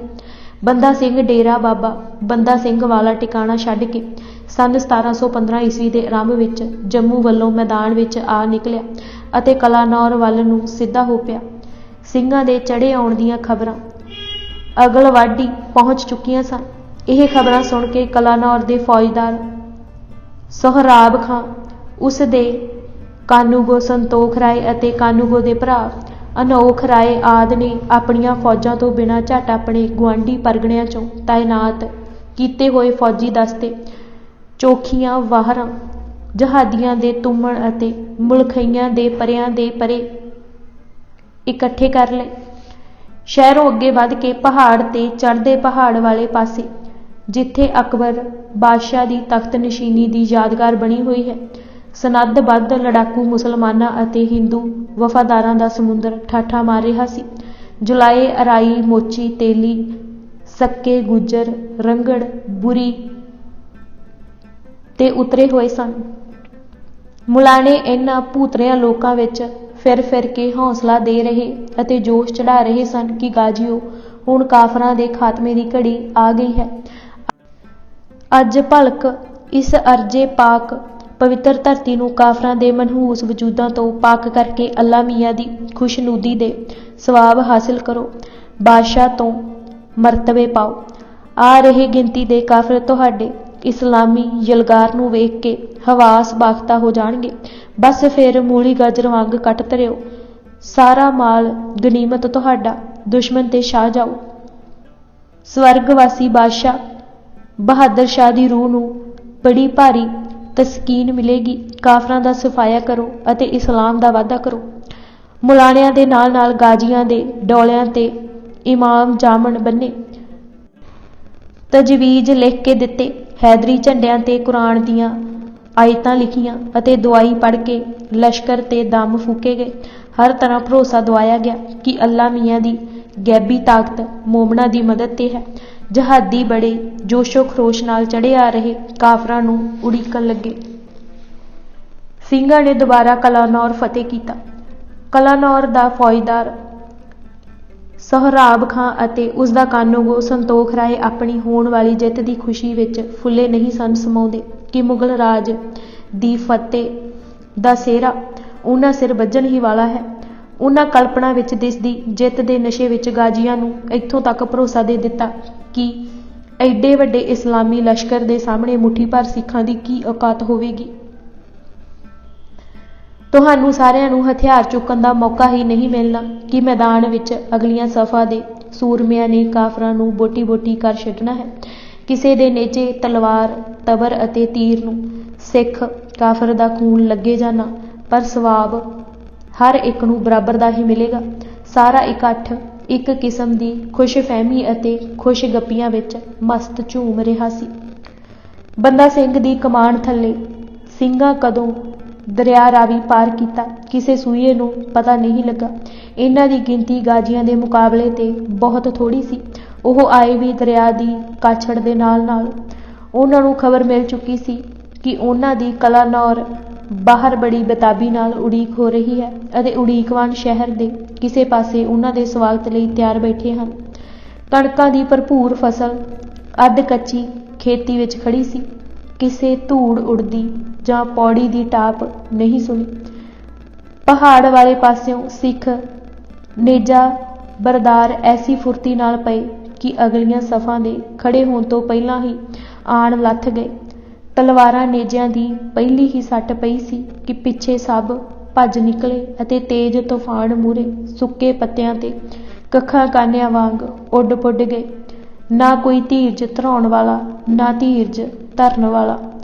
ਮੁਲਾਣੇ ਜੋ ਅੱਲਾ ਮੀਆਂ ਨੂੰ ਆਪਣੇ ਵੱਲੋਂ ਘੇਰ ਕੇ ਜਹਾਦੀਆਂ ਦੀ ਪਿੱਠ ਤੇ ਮਦਦ ਲਈ ਲਿਆਏ ਸਨ, ਅੱਲਾ ਸਾਹਿਬ ਨੂੰ ਛੱਡ ਕੇ ਕਿਧਰੇ ਨਜ਼ਰ ਨਾ ਆਏ। ਜੋ ਪਹਿਲੀ ਸੱਟ ਤੇ ਹੀ ਭੱਜ ਨਿਕਲੇ, ਉਹਨਾਂ ਦੀ ਮਦਦ ਕੌਣ ਕਰੇ। ਮਕਾਰ ਮੁਲਾਣੇ ਇਹ ਭੁੱਲ ਗਏ ਕਿ ਅੱਲਾ ਮੀਆਂ ਸਭਨਾਂ ਦਾ ਸਾਂਝਾ ਹੈ। ਤਵੱਸਬ, ਮਕਾਰੀ ਅਤੇ ਜ਼ੁਲਮ ਉਸ ਨੂੰ ਪਸੰਦ ਨਹੀਂ। ਉਹ ਜਨੂਨੀ ਮੁਲਾਣਿਆਂ ਦਾ ਜਰ ਖਰੀਦ ਗੁਲਾਮ ਨਹੀਂ, ਸਗੋਂ ਕੁੱਲ ਦਾ ਮਾਲਕ ਹੈ। ਸਿੰਘਾਂ ਨੂੰ ਉਹ ਅਤੇ ਉਸ ਨੂੰ ਸਿੱਖ ਵੀ ਉਸੇ ਤਰ੍ਹਾਂ ਹੀ ਪਿਆਰੇ ਹਨ ਜਿਵੇਂ ਉਸ ਦੀ ਦੂਜੀ ਮਖਲੂਕ। ਸਿੰਘਾਂ ਦੇ ਸਾਹਮਣੇ ਜੋ ਅੜ ਕੇ ਪਹਿਲੀ ਸੱਟ ਨਹੀਂ ਚੱਲ ਸਕਿਆ, ਉਹਨਾਂ ਅੱਗੇ ਲੱਗ ਕੇ ਕੋਈ ਕਿੰਨਾ ਕੁ ਭੱਜ ਸਕਦਾ ਅਤੇ ਨਿਕਲ ਕਿੱਧਰ ਜਾਵੇਗਾ। ਬਚਿਆ ਸਿਰਫ ਉਹ ਜਿਸ ਨੇ ਸਿੰਘਾਂ ਦੀ ਖੋਹ ਨੂੰ ਸਮਝਦਿਆਂ ਹਥਿਆਰ ਸੁੱਟ ਕੇ ਬਾਹੀਂ ਖੜੀਆਂ ਕਰ ਜਾਨ ਬਖਸ਼ੀ ਕਰਵਾ ਲਈ। ਘੋੜ ਸਵਾਰ, ਸ਼ਾਹੀ ਫੌਜ ਅਤੇ ਗਾਜੀ ਉਹਨਾਂ ਦਾ ਖਾਸ ਨਿਸ਼ਾਨਾ ਸਨ, ਕਿਉਂਕਿ ਸਿੰਘਾਂ ਨੂੰ ਘੋੜੇ ਲੋੜੀਂਦੇ ਸਨ। ਗਾਜੀਆਂ ਨੇ ਇਮਾਮ ਜਾਮਣ ਵੀ ਡੋਲਿਆਂ ਨਾਲੋਂ ਅਤੇ ਤਜਵੀਜ਼ ਗਲੋਂ ਤੋੜ ਕੇ ਪਰੇ ਸੁੱਟੇ। ਮਤੇ ਸਿੱਖ ਵੇਖ ਕੇ ਹੋਰ ਰੋਹ ਵਿੱਚ ਆ ਜਾਣ। ਪਲ ਭਰ ਵਿੱਚ ਮੈਦਾਨ ਵਿਹਲਾ ਹੋ ਗਿਆ। ਜਹਾਦੀਆਂ ਦੀ ਬੁਰੀ ਮੰਦੀ ਹਾਲਤ ਹੋਈ। ਖੁਦ ਸੋਹਰਾਬ ਖਾਨ, ਸੰਤੋਖ ਰਾਏ ਅਤੇ ਅਨੋਖ ਰਾਏ ਬੜੀ ਮੁਸ਼ਕਿਲ ਨਾਲ ਆਪਣੀਆਂ ਜਾਨਾਂ ਲੈ ਕੇ ਮੈਦਾਨੋਂ ਨਿਕਲ ਗਏ ਅਤੇ ਕਲਾਨੌਰ ਸਿੰਘਾਂ ਦੇ ਹੱਥ ਆ ਗਿਆ। ਬਹੁਤ ਸਾਰੇ ਘੋੜੇ, ਹਥਿਆਰ ਅਤੇ ਹੋਰ ਸਾਜੋ ਸਮਾਨ ਉਹਨਾਂ ਦੇ ਕਬਜ਼ੇ ਵਿੱਚ ਆ ਗਿਆ। ਬੰਦਾ ਸਿੰਘ ਨੇ ਕਲਾਨੌਰ ਵਿੱਚ ਆਪਣਾ ਠਾਣਾ ਬਿਠਾ ਦਿੱਤਾ ਅਤੇ ਸ਼ਹਿਰ ਦੀ ਰਾਖੀ ਅਤੇ ਸੰਭਾਲ ਲਈ ਕੁਝ ਸਵਾਰ ਅਤੇ ਪਿਆਦੇ ਇੱਥੇ ਨਿਯੁਕਤ ਕਰ ਦਿੱਤੇ। ਸੋਹਰਾਬ ਖਾਂ, ਸੰਤੋਖ ਰਾਏ ਅਤੇ ਅਨੋਖ ਰਾਏ ਐਸੇ ਮੈਦਾਨੋਂ ਨੱਸੇ ਕਿ ਮੁੜ ਵਾਪਸ ਕਲਾਨੌਰ ਨੂੰ ਛੁਡਾਉਣ ਲਈ ਇਸ ਪਾਸੇ ਮੂੰਹ ਨਾ ਕੀਤਾ। ਜੇ ਕੋਈ ਮਲਾਣਾ ਬਚਿਆ ਡਿੱਗਦਾ ਢਹਿੰਦਾ ਜਿੱਧਰ ਸਿੰਘ ਸਮਾਏ ਉਧਰ ਨਿਕਲ ਗਿਆ। ਕਲਾਨੌਰ ਦਾ ਅੜਿੱਕਾ ਕੱਢ ਕੇ ਸਿੰਘ ਬਟਾਲੇ ਵੱਲ ਉਲਰ ਪਏ। ਇੱਥੇ ਮੁਹੰਮਦ ਦਾਇਮ ਫੌਜਦਾਰ ਸੀ। ਉਹ ਆਪਣੀ ਫੌਜ ਅਤੇ ਬਟਾਲਾ ਦੇ ਬਹੁਤ ਸਾਰੇ ਚੋਣਵੇਂ ਲੜਾਕੇ ਮੁਸਲਮਾਨ ਗੱਭਰੂਆਂ ਨੂੰ ਨਾਲ ਲੈ ਕੇ ਬਟਾਲਿਓਂ ਬਾਹਰ ਸਿੰਘਾਂ ਦੇ ਟਾਕਰੇ ਲਈ ਆਇਆ। 2 ਪਹਿਰ ਬੜੀ ਖੂਨ ਡੋਲਵੀਂ ਲੜਾਈ ਹੋਈ। ਦੋਹਾਂ ਧਿਰਾਂ ਦਾ ਹੀ ਬੜਾ ਨੁਕਸਾਨ ਹੋਇਆ। ਬਟਾਲੇ ਦੇ ਪੁਰਾਣੇ ਮੁਸਲਮਾਨ ਖਾਨਦਾਨਾਂ ਦੇ ਕਈ ਬੰਦੇ ਮਾਰੇ ਗਏ। ਗਿਣਤੀ ਵਿੱਚ ਬਹੁਤ ਜ਼ਿਆਦਾ ਹੋਣ ਕਰਕੇ ਮੁਸਲਮਾਨ ਸੂਰਮੇ ਹਿੱਛ ਕੇ ਗਲ ਪਏ, ਪਰ ਸਿੰਘਾਂ ਦੇ ਟਾਕਰੇ ਵਿੱਚ ਕੋਈ ਵੀ ਜ਼ਮੀਂਦਾਰ ਜਾਂ ਫੌਜੀ ਕਮਾਂਡਰ ਅੜ ਨਾ ਸਕਿਆ। ਮੁਸਲਮਾਨ ਫੌਜਾਂ ਨੂੰ ਬੁਰੀ ਤਰ੍ਹਾਂ ਹਾਰ ਹੋਈ ਅਤੇ ਫੌਜਦਾਰ ਮੁਹੰਮਦ ਦਾਇਮ ਦਿਲ ਛੱਡ ਕੇ ਮੈਦਾਨੋਂ ਭੱਜ ਨਿਕਲਿਆ ਅਤੇ ਆਪਣੇ ਘਰ ਪਿੰਡ ਭਰੋਵਾਲ ਜਾ ਦਮ ਲਾਇਆ। ਬਟਾਲੇ ਅਤੇ ਇਸ ਦੇ ਇਰਦ ਗਿਰਦ ਉੱਤੇ ਸਿੰਘਾਂ ਦਾ ਕਬਜ਼ਾ ਹੋ ਗਿਆ। ਬਹੁਤ ਸਾਰੇ ਮੁਸਲਮਾਨ ਲੋਕ, ਕੀ ਅਮੀਰ ਕੀ ਗਰੀਬ, ਬਟਾਲੇ ਦੇ ਇਰਦ ਗਿਰਦ ਦੇ ਪਿੰਡਾਂ ਵਿੱਚ ਆਪਣੇ ਘਰ ਘਾਟ ਛੱਡ ਕੇ ਆਲੇ ਦੁਆਲੇ ਦੇ ਦੂਰ ਦੁਰਾਡੇ ਪਿੰਡਾਂ ਵਿੱਚ ਆਪਣੇ ਸਾਕਾ ਸੰਬੰਧੀਆਂ ਪਾਸ ਜਾ ਟਿਕੇ। ਕਈ ਲਾਹੌਰ ਨੂੰ ਚਲੇ ਗਏ ਅਤੇ ਜਿਨ੍ਹਾਂ ਨੂੰ ਆਸ-ਪਾਸ ਕੋਈ ਠਾਹਰ ਨਹੀਂ ਸੀ ਮਿਲਦੀ, ਉਹ ਜਾਂ ਤਾਂ ਪਠਾਨਕੋਟ ਵੱਲ ਦੀ ਹੋ ਕੇ ਚੰਬੇ ਦੀਆਂ ਪਹਾੜੀਆਂ ਵਿੱਚ ਚਲੇ ਗਏ ਜਾਂ ਬਿਆਸ ਦਰਿਆ ਟੱਪ ਕੇ ਹੁਸ਼ਿਆਰਪੁਰ ਜ਼ਿਲ੍ਹੇ ਵਿੱਚ ਦਸੂਹੇ ਮੁਕੇਰੀਆਂ ਵੱਲ ਨੂੰ ਮੂੰਹ ਕਰ ਗਏ ਅਤੇ ਦਿਨ ਕਟੀ ਕਰਨ ਲੱਗੇ। ਕਲਾਨੌਰ ਅਤੇ ਬਟਾਲੇ ਦੇ ਮਾਰੇ ਜਾਣ ਦੀ ਖਬਰ ਦਿੱਲੀ ਫਰੰਟੀਅਰ ਪਾਸ 14 ਮਾਰਚ 1715 ਨੂੰ ਪੁੱਜੀ। ਇਸ ਵਿੱਚ ਤਹਿਰੀਰ ਹੈ ਕਿ ਬੰਦਾ ਸਿੰਘ ਨੇ ਇੱਕ ਤਕੜੀ ਫੌਜ ਨਾਲ ਕਲਾਨੌਰ, ਬਟਾਲਾ ਅਤੇ ਰਾਏਪੁਰ ਮਾਰ ਲਏ ਹਨ ਅਤੇ ਕੋਈ ਫੌਜਦਾਰ ਅਤੇ ਠਾਣੇਦਾਰ ਸਿੱਖਾਂ ਨੂੰ ਰੋਕਣ ਲਈ ਨਹੀਂ ਪੁੱਜਾ। ਅਬਦੁਸ ਸਮਦ ਖਾਂ ਗਵਰਨਰ ਲਾਹੌਰ ਭੱਟੀਆਂ ਦਾ ਫਸਾਦ ਮਿਟਾਉਣ ਲਈ ਲੱਖੀ ਜੰਗਲ ਵੱਲ ਗਿਆ ਹੋਇਆ ਹੈ। ਬਾਦਸ਼ਾਹ ਬੜਾ ਤਲਖ ਹੋਇਆ ਕਿ ਪੰਜਾਬ ਵਿੱਚ ਇਹੋ ਜਿਹੀ ਉਥਲ ਪੁਥਲ ਹੋ ਜਾਵੇ ਅਤੇ ਮੁਗਲ ਹਾਕਮ ਦੇ ਕੰਨ ਤੇ ਜੂੰ ਨਾ ਸਰਕੇ। ਉਸ ਨੇ ਬਖਸ਼ੀ ਉਲ ਮੁਲਕ ਮੁਹੰਮਦ ਅਮੀਨ ਖਾਨ ਨੂੰ ਹੁਕਮ ਦਿੱਤਾ ਕਿ ਅਬਦੁਸ ਸਮਦ ਖਾਂ ਨੂੰ ਫੌਰਨ ਲਿਖੇ ਕਿ ਜਿੱਥੋਂ ਕਿਤੇ ਵੀ ਹੋਵੇ ਹਥਲਾ ਕੰਮ ਛੱਡ ਕੇ ਛੇਤੀ ਹੀ ਬੰਦਾ ਸਿੰਘ ਨੂੰ ਸੋਧਣ ਲਈ ਜਾਵੇ। ਅਗਲੇ ਦਿਨ 15 ਮਾਰਚ ਨੂੰ ਮੁਰਾਦਾਬਾਦ ਵੱਲ ਮਦਾਰਾ ਨਾਮੀ ਬਾਗੀ, ਜਿਸ ਨੇ ਇਸ ਪਾਸੇ ਬੜਾ ਫਸਾਦ ਖੜਾ ਕੀਤਾ ਹੋਇਆ ਸੀ, ਦੇ ਵਿਰੁੱਧ ਗਏ ਹੋਏ ਕਮਰੁਦੀਨ ਖਾਂ ਦੇ ਨਾਂਉ ਫਰਮਾਨ ਭੇਜਿਆ ਅਤੇ ਫੌਜ ਸਮੇਤ ਛੇਤੀ ਤੋਂ ਛੇਤੀ ਬੰਦਾ ਸਿੰਘ ਦੇ ਵਿਰੁੱਧ ਪੰਜਾਬ ਵੱਲ ਚਲਾ ਜਾਵੇ ਅਤੇ ਅਬਦੁਸ ਸਮਦ ਖਾਂ ਨਾਲ ਮੇਲ ਕਰਕੇ ਸਿੱਖ ਆਗੂ ਨੂੰ ਮਾਰ ਮੁਕਾਇਆ ਜਾਵੇ ਜਾਂ ਜੇ ਹੋ ਸਕੇ ਤਾਂ ਜਿੰਦਾ ਫੜ ਕੇ ਦਿੱਲੀ ਲਿਆਂਦਾ ਜਾਵੇ। ਇਸ ਦੇ ਨਾਲ ਹੀ ਅਫਰਾਸਿਆਬ ਖਾਂ ਨੂੰ ਹੁਕਮ ਹੋਇਆ ਕਿ ਪੰਜਾਬ ਵੱਲ ਕੂਚ ਕਰਨ ਲਈ ਤਿਆਰ ਹੋ ਜਾਏ। ਬੰਦਾ ਸਿੰਘ ਦੀ ਤਾਕਤ ਦਾ ਮੁਗਲਾਂ ਦੇ ਦਿਲ ਤੇ ਇੰਨਾ ਭੈ ਬੈਠਾ ਹੋਇਆ ਸੀ ਕਿ ਬਾਦਸ਼ਾਹ ਉਸ ਨੂੰ ਬੜੀ ਵੱਡੀ ਤਾਕਤ ਸਮਝ ਕੇ ਜਿੰਨੀ ਵੀ ਪ੍ਰਾਪਤ ਹੋ ਸਕੇ ਸਾਰੀ ਫੌਜ ਝੋਕ ਦੇਣਾ ਚਾਹੁੰਦਾ ਸੀ। ਇਹੋ ਕਾਰਨ ਸੀ ਕਿ ਰਾਜਾ ਉਦਿਤ ਸਿੰਘ, ਰਾਜਾ ਗੋਪਾਲ ਸਿੰਘ ਭਦਾੜਵੀਆਂ, ਮੁਜ਼ੱਫਰ ਖਾਂ ਅਤੇ ਰਾਜਾ ਦਲਪਤ ਬੰਦੇਲਾ ਦੇ ਪੁੱਤਰ ਪ੍ਰਿਥੀ ਚੰਦ ਆਦਿ ਨੂੰ ਫੌਜਾਂ ਤਿਆਰ ਕਰਨ ਦੇ ਹੁਕਮ ਦੇ ਦਿੱਤੇ। ਬੰਦਾ ਸਿੰਘ ਵੱਲੋਂ ਕੋਟ ਮਿਰਜ਼ਾ ਜਾਣ ਵਿਖੇ ਗੜੀ ਦੀ ਉਸਾਰੀ। ਕਲਾਨੌਰ, ਬਟਾਲੇ ਅਤੇ ਰਾਏਪੁਰ ਪਿੱਛੋਂ ਲਾਹੌਰ ਨੂੰ ਲੱਗਦੇ ਹੱਥ ਮਾਰਨਾ ਬੰਦਾ ਸਿੰਘ ਦੇ ਨਿਸ਼ਾਨੇ ਤੇ ਮਿਥਿਆ ਹੋਇਆ ਸੀ। ਜਿੱਤੇ ਹੋਏ ਇਲਾਕੇ ਸੰਭਾਲਣ ਨੂੰ ਪਿੱਛੇ ਛੱਡਣਾ ਪਿਆ। ਸਿੰਘਾਂ ਦੀ ਗਿਣਤੀ ਪਹਿਲਾਂ ਹੀ ਘੱਟ ਸੀ ਅਤੇ ਜਿੰਨੇ ਉਸ ਪਾਸ ਬਚੇ, ਇਹਨਾਂ ਨੂੰ ਲਾਹੌਰ ਉੱਤੇ ਕਬਜ਼ਾ ਕਰਕੇ ਉਸ ਨੂੰ ਪੰਜੇ ਵਿੱਚ ਰੱਖ ਸਕਣਾ ਕੋਈ ਸੌਖੀ ਗੱਲ ਨਹੀਂ ਸੀ। ਇਹ ਨਿਰਣਾ ਲਿਆ ਕਿ ਤਾਕਤ ਅਜੇ ਹੋਰ ਵਧਾਈ ਜਾਵੇ। ਜੇ ਦਿੱਲੀ ਵੱਲੋਂ ਫੌਜਾਂ ਆਉਣ ਤਾਂ ਲਾਜ਼ਮੀ ਫੌਜ ਉਹਨਾਂ ਨਾਲ ਰਲ ਕੇ ਉਸ ਵਿਰੁੱਧ ਕਾਰਵਾਈ ਕਰੇਗੀ। ਇਸ ਲਈ ਮੈਦਾਨ ਵਿੱਚ ਕੋਈ ਸੁਰੱਖਿਅਤ ਗੜ੍ਹ ਬਣਾ ਲਿਆ ਜਾਵੇ। ਲਾਹੌਰ ਵੱਲ ਵਧਣ ਤੋਂ ਪਹਿਲਾਂ ਉਸ ਨੇ ਬਟਾਲੇ ਲਾਗੇ ਕੋਟ ਮਿਰਜ਼ਾ ਖਾਂ ਪਿੰਡ ਪਾਸ ਇੱਕ ਗੜੀ ਤਿਆਰ ਕਰਵਾਉਣ ਦੀ ਵਿਉਂਤ ਬਣਾ ਕੇ ਉਸ ਦੀ ਬੁਨਿਆਦ ਦੁਆਲੇ ਖਾਈ ਅਤੇ ਰੋਕਾਂ ਬਣਾਉਣ ਦਾ ਕੰਮ ਆਰੰਭ ਕਰ ਦਿੱਤਾ ਸੀ। ਜਦ ਬੰਦਾ ਸਿੰਘ ਆਪਣੇ ਸਿੰਘਾਂ ਨੂੰ ਲੈ ਕੇ ਪਹਾੜਾਂ ਤੋਂ ਉਤਰ ਕੇ ਪੰਜਾਬ ਵਿੱਚ ਆ ਨਿਕਲਿਆ ਤਾਂ ਉਹਨਾਂ ਦੀਆਂ ਜਿੱਤਾਂ ਦੀਆਂ ਖਬਰਾਂ ਲਗਾਤਾਰ ਦਿੱਲੀ ਪੁੱਜਣ ਲੱਗ ਪੈਣ ਨਾਲ ਫਰੰਟੀਅਰ ਬੁਖਲਾ ਉੱਠਿਆ। ਅਤੇ ਸ਼ਾਹੀ ਦਰਬਾਰ ਅਤੇ ਅਮੀਰਾਂ ਵਜ਼ੀਰਾਂ ਵਿੱਚ ਤਰਥੱਲੀ ਮੱਚ ਗਈ। ਜਦ ਕਲਾਨੌਰ, ਬਟਾਲਾ ਅਤੇ ਰਾਏਪੁਰ ਮਾਰੇ ਜਾ ਰਹੇ ਸਨ ਤਾਂ ਲਾਹੌਰ ਦਾ ਗਵਰਨਰ ਅਬਦੁਸ ਸਮਦ ਖਾਂ ਵੀ ਲਾਹੌਰ ਹੀ ਬੈਠਾ ਰਿਹਾ। ਉਸ ਤੋਂ ਇੰਨੀ ਵੀ ਨਾ ਸਰੀ ਕਿ ਲਾਹੌਰੋਂ ਅੱਗੇ ਵੱਧ ਕੇ ਕਲਾਨੌਰ ਜਾਂ ਬਟਾਲੇ ਨੂੰ ਬਚਾਵੇ। ਸੰਭਵ ਕਿ ਬੰਦਾ ਸਿੰਘ ਨਾਲ ਸਿੱਧੀ ਟੱਕਰ ਲੈਣੋਂ ਡਰਦਾ ਹੋਵੇ। ਸ਼ਾਇਦ ਕੋਈ ਹੋਰ ਗੱਲ ਉਸਦੇ ਦਿਲ ਵਿੱਚ ਹੋਵੇ। ਕੁਝ ਵੀ ਰਿਕਾਰਡ 'ਤੇ ਨਹੀਂ ਹੈ। ਹਾਂ, ਇਸ ਵੇਲੇ ਲੱਖੀ ਜੰਗਲ ਦੇ ਇਲਾਕੇ ਵਿੱਚ ਭੱਟੀ ਜ਼ਿਮੀਂਦਾਰਾਂ ਨੇ ਕੁਝ ਗੜਬੜ ਮਚਾਈ ਹੋਈ ਸੀ, ਜਿਸ ਕਰਕੇ ਉਹ ਫੌਜ ਲੈ ਕੇ ਲਾਹੌਰੋਂ ਦੂਰ ਦਰਾਜ ਦੱਖਣ ਵੱਲ ਤੁਰ ਪਿਆ। ਇਹ ਭੱਟੀ ਜ਼ਿਮੀਂਦਾਰ ਕੋਈ ਐਸੀ ਤਾਕਤ ਦੇ ਮਾਲਕ ਨਹੀਂ ਸਨ ਜਿਨ੍ਹਾਂ ਦੇ ਵਿਰੁੱਧ ਲਾਹੌਰ ਦਾ ਸੂਬੇਦਾਰ ਆਪ ਮੁਹਿੰਮ ਲੈ ਕੇ ਜਾਂਦਾ। ਇਹ ਤਾਂ ਇੱਕ ਨਿੱਕੇ ਜਿਹੇ ਦਸਤੇ ਦੀ ਮਾਰ ਸਹਿਣ ਜੋਗੇ ਵੀ ਨਹੀਂ ਸਨ। ਅਸਲ ਤਾਕਤ ਤਾਂ ਬੰਦਾ ਸਿੰਘ ਸੀ, ਜਿਸ ਤੋਂ ਮੁਗਲ ਰਾਜ ਨੂੰ ਖਤਰਾ ਸੀ। ਅਚੰਭਾ ਹੁੰਦਾ ਹੈ ਕਿ ਸੂਬੇਦਾਰ ਲਾਹੌਰ ਨੇ ਅਸਲ ਅਤੇ ਵੱਡੇ ਦੁਸ਼ਮਣ ਨੂੰ ਅੱਖੋਂ ਪਰੋਖੇ ਕਰਕੇ ਇੱਕ ਮਾੜੂਏ ਜਿਹੇ ਦੁਸ਼ਮਣ ਵੱਲ ਰੁਖ ਕੀਤਾ ਹੋਵੇ। ਬਾਦਸ਼ਾਹ ਨੂੰ ਜਦ ਸੂਬੇਦਾਰ ਦੀ ਇਸ ਸੈਰੋਂ ਤਫਰੀਹ ਦਾ ਪਤਾ ਲੱਗਾ ਤਾਂ ਉਸਨੂੰ ਇਹ ਬਹੁਤ ਨਾਗਵਾਰ ਗੁਜ਼ਰੀ ਅਤੇ ਜਦ ਫਿਰ ਬੰਦਾ ਦੇ ਕਲਾਨੌਰ, ਰਾਏਪੁਰ ਅਤੇ ਬਟਾਲਾ ਨੂੰ ਮਾਰ ਲੈਣ ਦੀ ਖਬਰ ਫ੍ਰਿਕਸ਼ੀਅਰ ਨੂੰ 14 ਮਾਰਚ ਨੂੰ ਦਿੱਲੀ ਪੁੱਜੀ ਤਾਂ ਉਹ ਤਿਲਮਿਲਾ ਉੱਠਿਆ ਅਤੇ ਅਬਦੁਸ ਸਮਦ ਖਾਂ ਨੂੰ ਤਾੜਨਾ ਦੀ ਚਿੱਠੀ ਲਿਖਵਾਈ ਅਤੇ ਹੁਕਮ ਦਿੱਤਾ ਕਿ ਉਹ ਜਿੱਥੇ ਕਿਧਰੇ ਵੀ ਹੋਵੇ ਤੁਰੰਤ ਬੰਦਾ ਸਿੰਘ ਦੇ ਵਿਰੁੱਧ ਚਲਾ ਜਾਵੇ। ਇਸ ਦੇ ਨਾਲ ਹੀ, ਜਿਵੇਂ ਪਿਛਲੇ ਪਹਿਰੇ ਵਿੱਚ ਦੱਸਿਆ ਹੈ, ਅਗਲੇ ਦਿਨ 15 ਮਾਰਚ ਨੂੰ ਇਤਮਾਦੁ-ਦੌਲਾ ਮੁਹੰਮਦ ਅਮੀਨ ਖਾਂ ਦੇ ਪੁੱਤਰ ਕਮਰੁਦੀਨ ਖਾਂ, ਤੀਸਰੇ ਬਖਸ਼ੀ ਅਫਰਾ ਸਿਆਬ ਖਾਂ, ਮੁਜ਼ੱਫਰ ਖਾਂ, ਰਾਜਾ ਉਦਿਤ ਸਿੰਘ ਬੰਦੇਲ, ਰਾਜਾ ਗੋਪਾਲ ਸਿੰਘ ਭਦਾਵੜੀਏ, ਰਾਜਾ ਦਲਪਤ ਬੰਦੇਲ ਦੇ ਪੁੱਤਰ ਪ੍ਰਿਥੀ ਚੰਦ ਅਤੇ ਹੋਰ ਬਹੁਤ ਸਾਰੇ ਹਿੰਦੂ ਅਤੇ ਮੁਸਲਮਾਨ ਸਰਦਾਰਾਂ ਨੂੰ ਹੁਕਮ ਹੋਇਆ ਕਿ ਫੌਜਾਂ ਤਿਆਰ ਕਰਕੇ ਅਬਦੁਸ ਸਮਦ ਖਾਂ ਦੀ ਸਹਾਇਤਾ ਲਈ ਪੰਜਾਬ ਨੂੰ ਕੂਚ ਕਰਨ।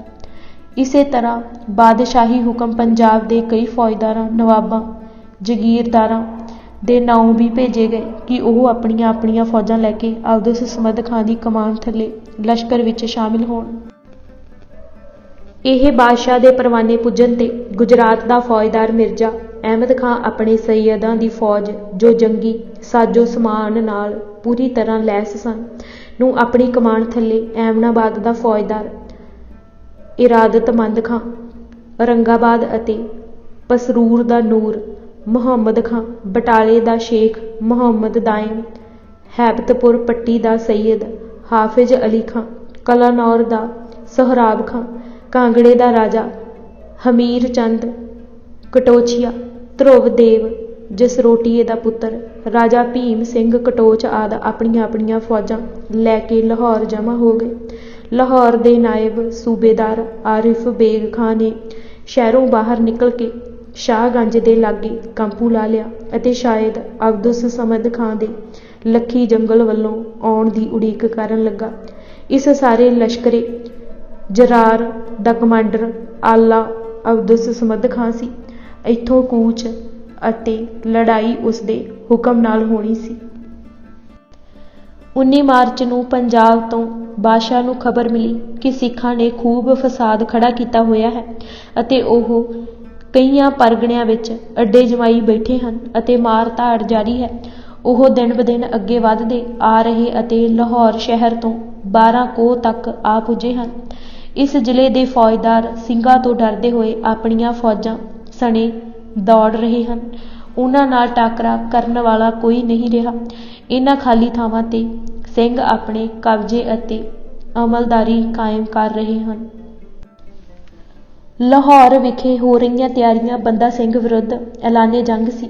ਉਹ ਇਸ ਹਾਲਤ ਤੋਂ ਬਿਲਕੁਲ ਬੇਖਬਰ ਨਹੀਂ ਸਨ। ਮੁਗਲ ਫੌਜਾਂ ਨਾਲ ਕਿਸੇ ਅੱਡੇ 'ਤੇ ਜੰਮ ਕੇ ਟਾਕਰਾ ਕਰਨ ਲਈ ਉਸਨੇ ਕਲਾਨੌਰ ਅਤੇ ਬਟਾਲੇ ਵਿਚਕਾਰ ਕੋਟ ਮਿਰਜ਼ਾ ਜਾਨ ਪਿੰਡ ਵਿਖੇ ਇੱਕ ਕੱਚੀ ਗੜੀ ਬਣਾਉਣ ਦਾ ਕੰਮ ਛੇਤੀ ਸਿਰੇ ਚੜ੍ਹਾਉਣ ਵੱਲ ਉਚੇਚਾ ਧਿਆਨ ਦਿੱਤਾ।